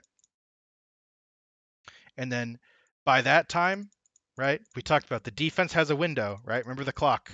This is a defensive window. Before the Diva dies, they need to make sure they get advantage somewhere else on the map. So if the Diva's pressuring here, they need a 5-man push on this Diva, and they need to kill her or push her away, right? Because at this point, if Diva's not contesting the point, points getting ticked for free. At which point you force Orisa down. If Orisa goes down on a point, then it's free push onto the Orisa. You have a free advantage push onto the Orisa. Okay, so this is like deep talking about King's Row, and how people are working it. All right, so let's go back to the VOD. All right, I hope that wasn't too deep. But this is like for coaches and for players looking at strategy. Stat Banana, I think it's just a one time. I'm not sure, to be honest with you. This is like how deep you should be thinking about like why people are positioning where. Because like in game, you don't want your players to have to think about all this stuff. You don't want to have to think about all their timings or whatever. Like all the Orisa, all the Diva should have to think about on defense is like, okay, all right, I'm getting my Widow across. All right, now I'm on point control, right? The only thing that Zen should have to think about is, can I rotate to get this position? All right, no, I can't. I should stay with the team. Like those are the things. It's the coach's job or the staff's job to make sure all of this is like understood, whose responsibility is what in all these comps, and vice versa for the attacking team. It's the same thing. So let's watch how it plays out. All right, that was a lot. They could do now. This is all assuming that they go with like standard stuff and like theory. We don't know what's going to happen. They could just like all in point, like win a duel and it all breaks down. Like that's the craziest part about Overwatch, is that if someone wins a Widow duel, or like one Widow headshot, one Hanzo headshot, one Zen right click, someone overextending in one spot, all of this like completely falls apart. And that's like the craziest thing about Overwatch right now. What's up, Timo? Why are you? So, all right, let's watch it. This is a question if he can actually do it on attack this time. Ben Best is going to be rather lonely on the point, however, these long-range players alongside him, but Matt's going to go back. No one wants to, going to be rather lonely on the point, however, these long. If he can actually do it on attack this time. All right. Best is going to be rather lonely on the point, however. Here we go. So we already saw. It's hard to see with the highlights, but the Widow already did the first rotation. Okay. So right here, I'll circle it for you so you can see. Widow's rotating right here. Right. Their Diva's just sitting on point. So this is like a woo. But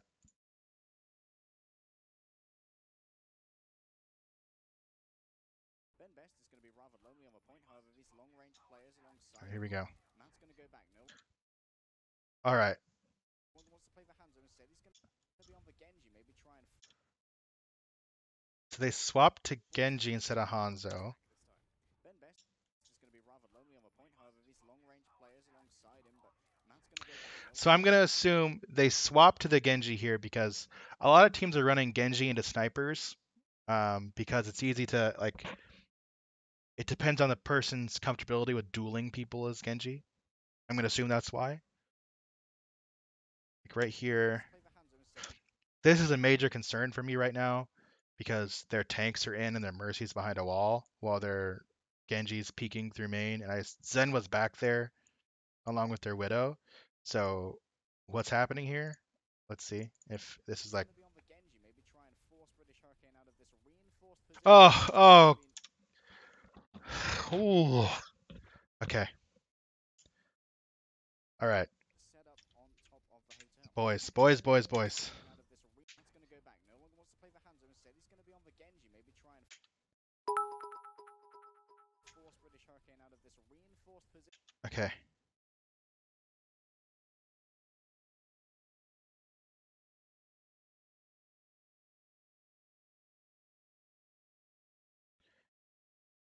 All right. Now it's one thing you can do the late cross. That's fine. But your diva needs to be matrixing this if you're gonna late cross every single time. Every single time. Do not let your Mercy shift across an open choke for free. Okay. You said earlier that you shouldn't peek to any Widow if she is not contested by your team. Who is going to contest here? Bishop in order to enable Nesh. Okay.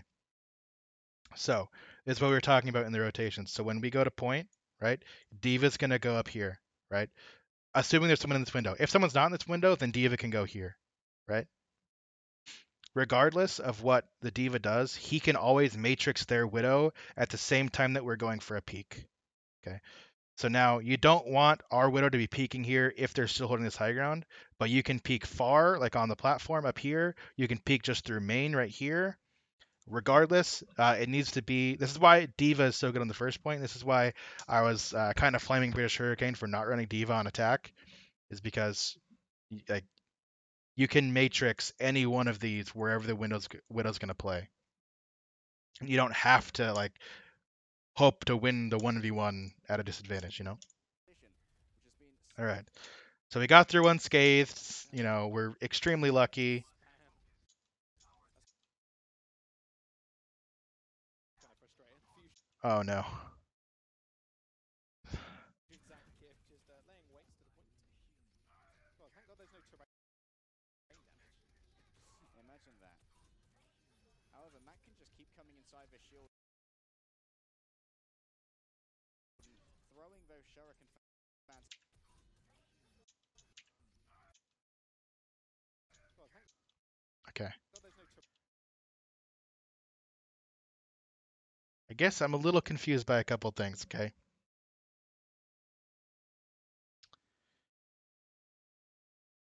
So number one,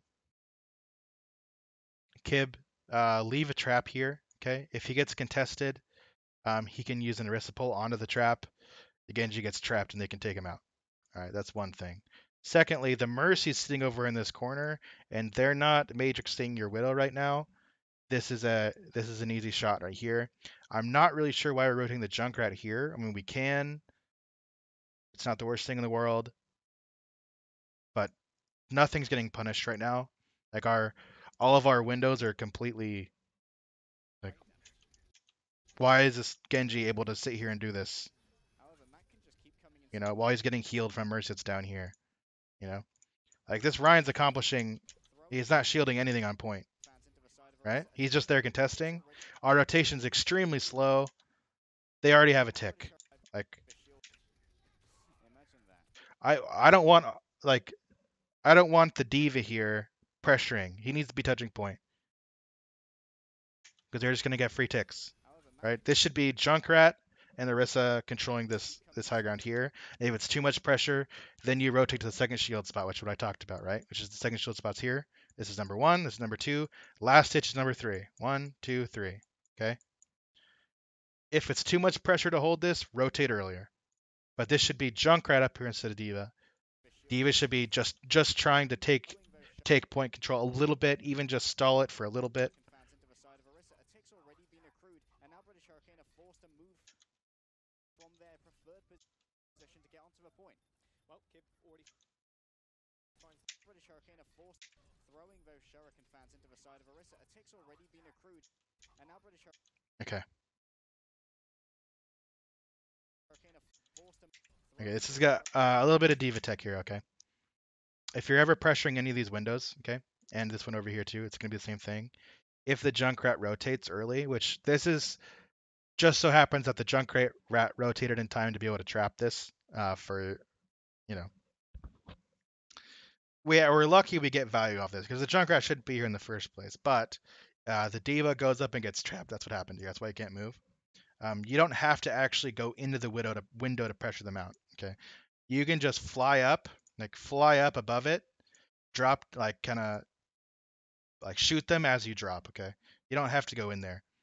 And if you see a trap's not there, if you flew above it, then you can drop down in. Okay, you can drop down in. At which point, if you're ever dueling a Junkrat, if you ever are in a point where you actually are in a duel with a Junkrat, the only way he gets away from you is if he mines away, so you can eat the Junkrat mine so you can't escape. Why not rotate the Anno at the window like you would at the Zen? You can. You can. The thing is, like, if it's easier for a Zen to do it, to take a 2v1 versus a Diva, like if it ends up being Widow Zen versus Diva than it is for Ana Widow versus Diva, right? That's why, like, if you're against a team that you know is not going to pressure your Ana, yeah, you can do it. But your Ana's going to need a little bit more support than that. That's why I don't like rotating her. Fans into the side of Orisa. A tick's already been accrued, and now British Hurricane are forced to move from their preferred position to get onto the point. All right. Well, Kib already finds the first kill. That's going to be Danny and Danny's mech. This is going to Okay. We talked a little bit about this on the opposing side. So right here, make sure you're not playing in this hall. Like, play in the part that's the high ground that's not here. Supports. well, Kib already finds the first kill. Oh, it's so scary. Danny's mech. This is going to challenge him, however. Kib Okay. See, like this rotation's good. It's a little late because they got a tick, but this is shield spot 3. This is good. being rather brave. In fact, Mads tried to challenge him too, but received a mine to the face. And that's not a gift you want to be Okay, well, he's just resetting, so it doesn't matter. All right. with 1-star reviews. All right. They've got a tick. Now you got to do the same thing, but you have ults now. Sure. You need to make a play happen. They swap to Winston. The bomb just. Not sure, They swap to Winston. expert. No, I think he's more of a detonation expert. Exactly. So Matt's ready to detonate as well. He's almost got that more of a detonation expert. Exactly. So Matt's ready to detonate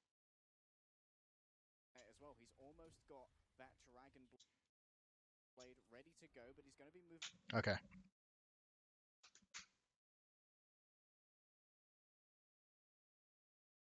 Who should drop with her? It depends on the enemy team's comp. If you aren't going to be contested by snipers, you want your supports to stay up there. If you are, you can drop back into the hall.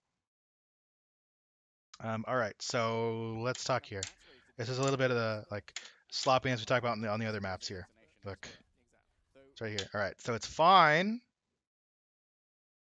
if the monkey's trying to go under or something to flank, try to get position, take advantage, right? But the advantage of the attention he's taking is completely lost because Diva's over here, Mercy's here, Zen's here. Where are we taking advantage, right? And then because he gets trapped and doesn't want to keep going, like Monkey, if you get body blocked here, you need to just zap as you walk back to this mega and just try to take as much attention as possible, okay? Because we don't want our Diva to have to cross all the way open through main. Like, this is not a good line for anyone to have to cross ever. Okay. We don't want this to happen. Like if you're doing this and you just live, and then Diva can pressure up here, and now we have our clump, like like either you matrix your clump through here, and then the Diva goes, or your clump just like Jill picks the corner while you're doing something until you find attention. If you get a bunch of people's attention that you can cross for free, that's fine. But we need to make sure that, remember what we talked about. If you're crossing past your setup point, okay, if this is the spot where you set up, we'll say the choke is the setup point, okay? This is just like we talked about on Night Market. This is your setup point. If anyone crosses past this, it's a play. We need to be ready to go on it every single time. It's now a play. It's no longer just dawdling. If you cross that point, it's a play. And we need to make sure that every single play we do has value. Okay? Got that dragon blade ready to go, but he's going to be moving up against double support alternates from British Hurricane. We're so lucky. Oh my goodness. We are extremely lucky that we didn't get. Like, look at this. Look, right here. The Diva's there. We have Mercy crossing open again. Okay. Unprotected sightline right here. We miss an opportunity to either kill the Diva mech or get a ton of damage on her. We miss an opportunity, excuse me, to kill the Winston, who was here that we had body blocked. We miss an opportunity to kill the Mercy that's flying over.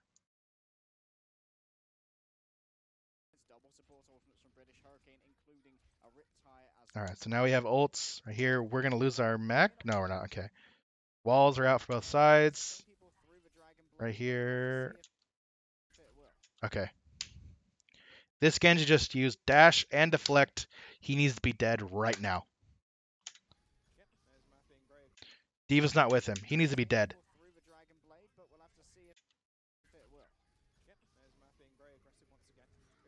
Okay, here comes the tire. Okay, where is Ben Best diving to? He goes the window. He doesn't have ult, so he gets trapped too. So he gets. It's the same thing that happened to the Diva earlier. He gets hit by the trap.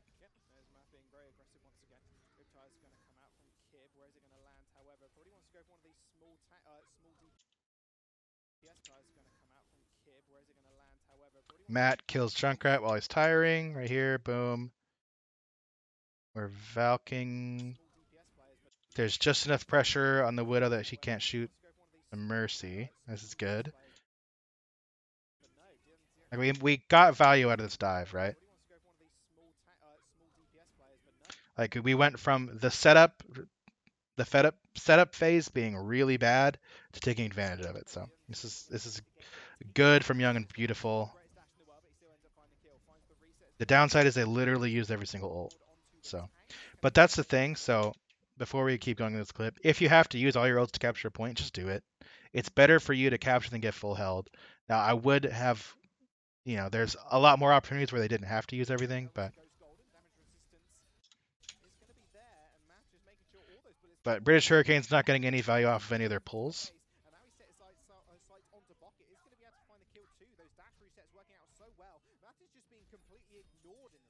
Supercharger went down in dire straits. I imagine we will see a swap out of fusions, and there it is. Over to the Reinhardt while the remainder of his team are cleaned up. I imagine with this cap here, Happy Caller is going to have to spawn all the way at the back as his kid. But we're going to see him stay on Tracer. I personally doubt it. And it's a move. We're at double sniper. We're at Rhine Diva. Okay. Going up against the combination of Widowmaker Against Genji. We're going to Tracer. Okay. Well, that's not terrible. Tracer's fine. Okay, where is the setups? All right. Ben Best going under. This is good. So right here.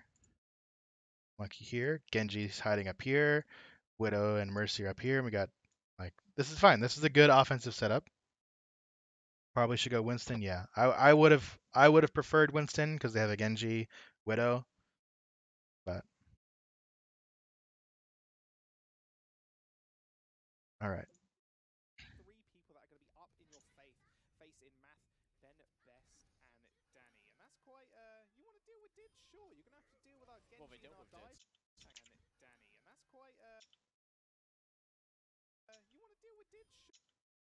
Where was Nesh at? Is he?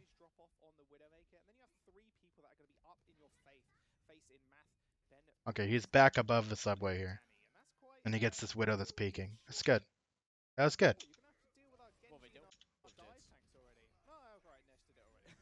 No, you don't have a Widow to worry about. You can be super aggressive. Monkey's behind. Wait, how does Genji have another blade? Hang on. I just realized he has another blade after all this. He bladed during the fight and ended it at 70%. Unlucky. Where does he farm it? Farm the rest of it.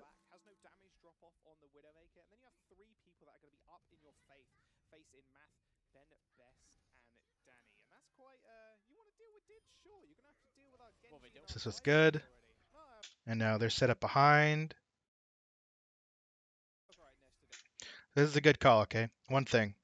If you are expecting them to have ults and you just swapped, get an early fight in as quick as possible. Right? The cart is all the way near the end of the point, so you can get an early fight and just go as aggressive as possible. Try to force out ults, go aggressive as possible, build as many ults as you can, and stall the cart as long as you can on this aggressive fight. So this is fine.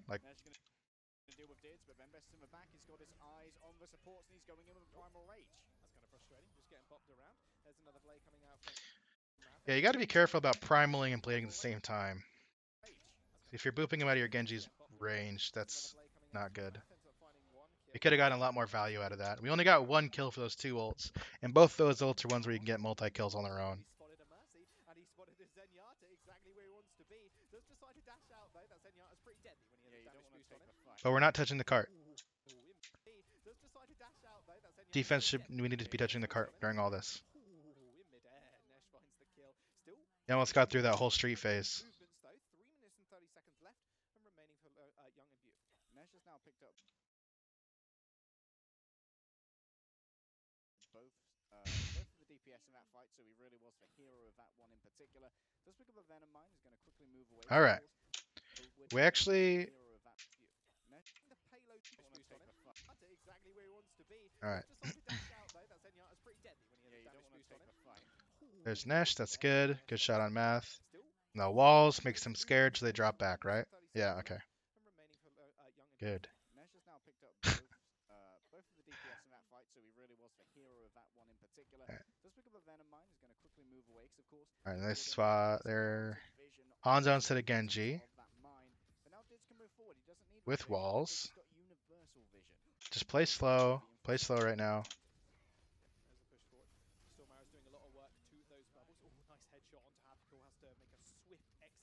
Alright, now you need to make a play. You need to make a play right now. Ben Best is already on your back line. Alright, here's the bomb. Okay, very good. This is good. It's a good corner for bombs right here. Right here. So here... Fusion's... Okay. So what I want to see is the time between the monkey jumps and the diva bombs needs to be shorter. Okay.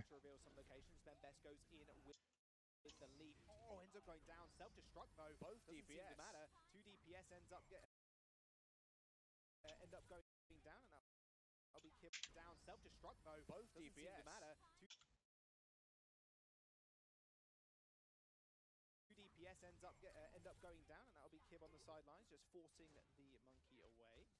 And now it's a full reset here from Young Beautiful. Just want to make sure they can get out alive. Bandit switching over to the Brigitte once again.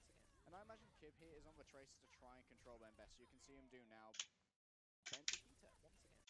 Sure they can get out alive. Bandit switching over. Okay. Ben Best, you're spotted before your team is in position.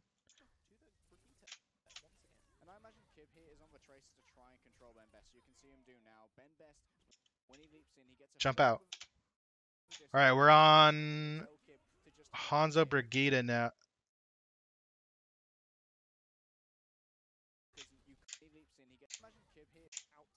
We're on Hanzo Brigitte now.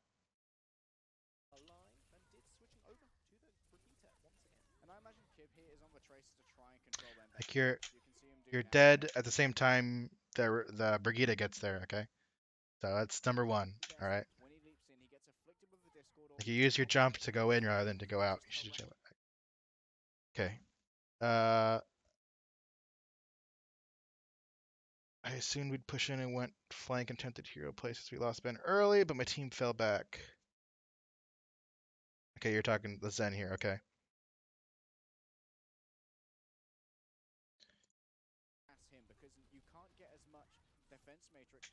Okay. All right. So, Matt, my boy.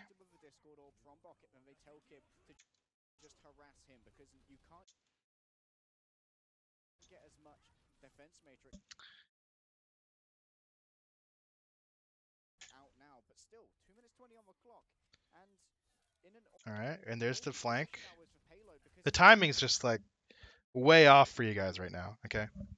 So firstly, like if you're gonna make this happen, right? We could have capitalized off this. Flanking Zen isn't the craziest thing in the world, all right? Right here, if this dragon happens, the moment it happens, you need to be ready to peek, okay? This is where you need to be. So Matt needs to wait. or you need to rotate further or beforehand. This is where comms matter. It's like I'm flanking, okay? If you're flanking, we need to make something happen to where we can push you into them, okay? And at which point, the goal should be is to like drag in more this way, right, rather than this way, because if we when we drag in the line it is now, everyone's going to push forward, okay? If we were to drag in a little more this way, it's going to push everyone backwards, which if we've timed it right into the waiting hands of our Zen, okay? We had like that's if we're going to do that, we had an option to do that, but we were just all doing our own thing. Two people trying to make a hero play when together, collectively, we could have made a hero play. To just harass him because you can't get as much defense matrix out now, but still 2 minutes 20 on the clock, and in an awkward position now with payload because it's about one fight away from Ring of Beautiful being able to claim this. Okay, Mike. Did use it last time, however, it didn't actually make a connection. Oh no, X-Rath's on his own. Oh, X-Rath. He was there before, if you remember rightly. He was on there on the defense. Yeah. Clearly seems to like that spot. Favors himself up there as more of a DPS Zenyatta than anything else. Ends up getting punished for it, and that will once again result in a reset. And that happens. You said that you guys have only been playing together for like 6 days, right? So that's kind of expected. Don't like think too into it. It's fine. For a young and beautiful. And Kib's up the top as well, ready to wrap around and look where Nesh is. He's up on the top left of your screen at the moment, just behind Ben Best. Okay. So we're waiting. Ben's getting set up. This is good. Just wait. Pressure. Just wait. Okay. Why did you go this way, Ben? Why did you go through alley? I'm at the back. I'm getting killed, and there's nothing really they can do about it, and you're already dead. Okay, that was a good Sonic. Pulse bomb. Where was Kib at this whole time? I'm at the back. I'm getting killed, and there's nothing really they can do about it, and you're already dead. Quick check for enemy tanks, but you got to check the pulse bombs because Kib's delivering them. Huge, and that one DPS down. Are they going to back off again? They have got Dids. Does a fair bit of damage on the Brigitte, but he has to actually force his way into the team fight. Infosight's doing a lot of work for Kib here as he does see the Brigitte. He knows where he is. Dids, yep, dashing away. They're going to actually chase her down. She didn't have a she had an orb on her, Orb of Harmony, just to heal her up, and that basically makes her invulnerable, especially to a Tracer.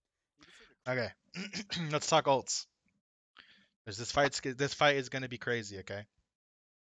This fight's going to be crazy because we have 5 ults to 4 ults, okay? Big one being another dragon. We have Trances out and Valks out for both. Diva bombs, okay. So we'll see who can get value out of all this, out of all their setups. Full fusion's made there. He was like, okay, I'm going to bait out the shield bash here so that you can go in and try and get more damage. Kid. All right. Because when you get shield Look at our setups here. All right, so we have Monkey back here, 4 over here. Kib's probably doing Tracer things. You can be comboed and taken down in less than the time it would get you to Okay. recall. Nash, he knows he's under pressure now. Has to use his This is a fine grapple. Rotation, this is fine. Gonna follow this. It looks like Ben, my boy, you did it. I'm so proud of you. get you to recall. Nash, he knows he's under pressure now. Has to use his grapple to get away. Ben Best gonna follow. Good lad. Good lad. Okay. So we Dragon, we Primal, we Valk all at the same time, okay? And he's gonna go up. He's just gonna push Nesh out. This is fine. He doesn't have to kill anything. But he actually does, like... That's actually a really good slap. Like, he slapped him into the Dragon. That's really good. So boom. Widow's doing nothing right now. And then he turns and slaps the Diva into the Hanzo ult. Very good. This Diva bomb isn't lined up correctly. Next time you'll want to line it up to explode around down here. So that way it hits the Mega side. I assume that's what you're going for. But we have people in our back line, which shouldn't matter because we have Trance. Yep, there we go. There's the Trance. All right. So now we have, let's look how this fight's broken out, okay? We have Hanzo Mercy, right? Diva Zen, and then our Monkey was just in the back line. I believe he jumped out this way, which is where Exo's going with Trance. And I assume the Brigitte is over there as well. All right.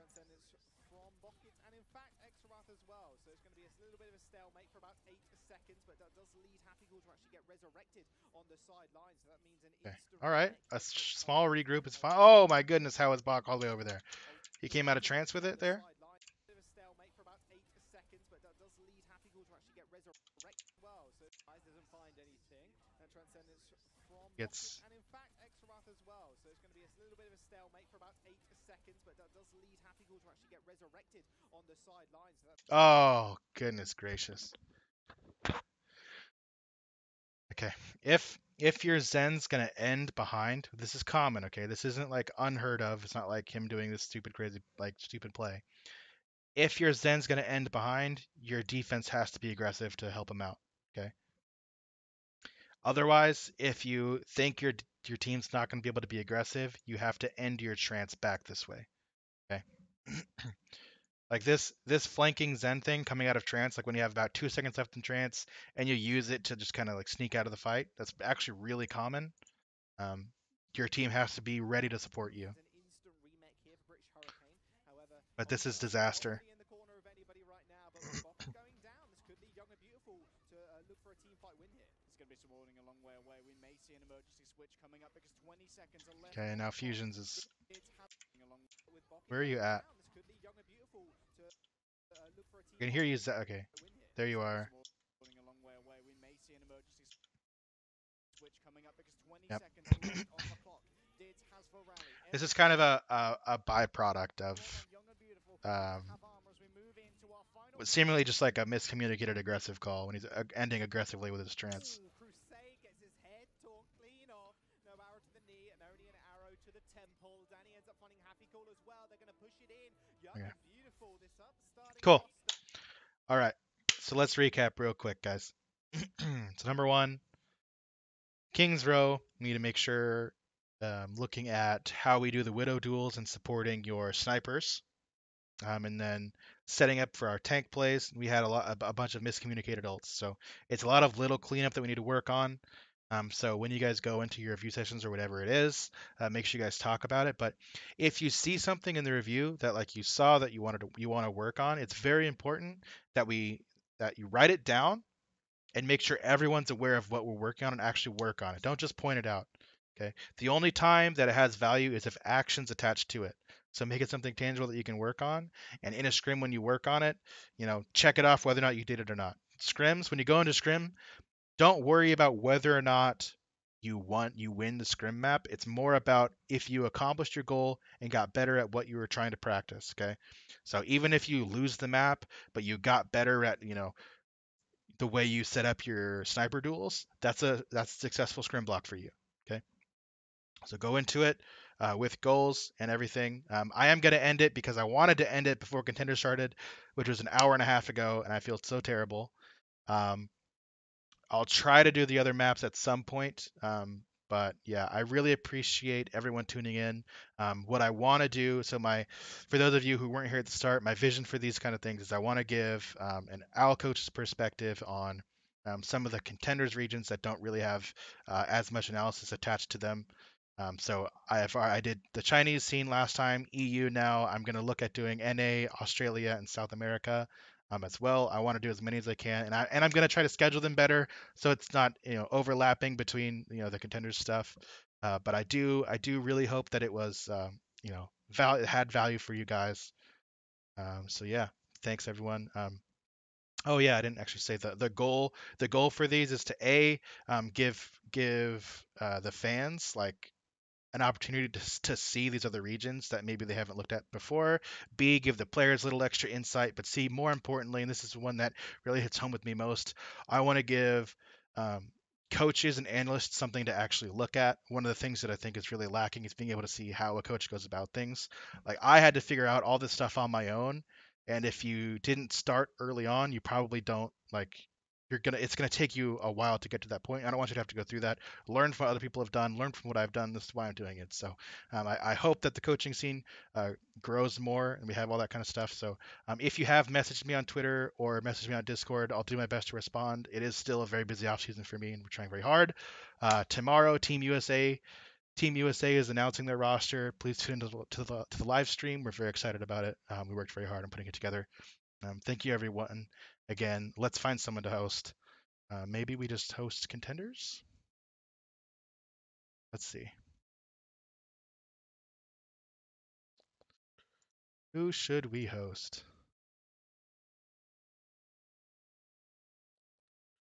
Who should we host? Anyone from Fuel Streaming?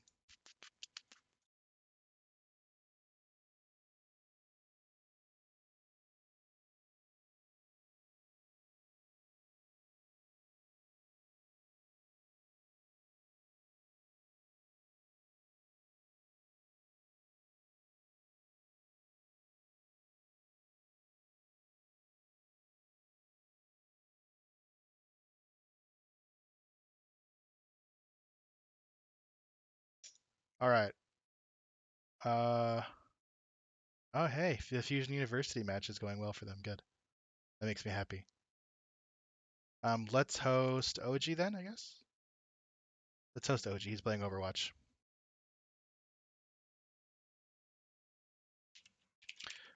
Go check out my boy OG. I would host Effect, but he's not playing Overwatch, and I want to keep it with Overwatch. So,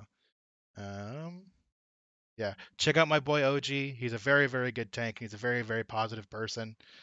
Check him out. Thank you guys again. Thank you everyone. It means the world to me that you guys watch. So thank you very much. I'll see you guys next time. Bye.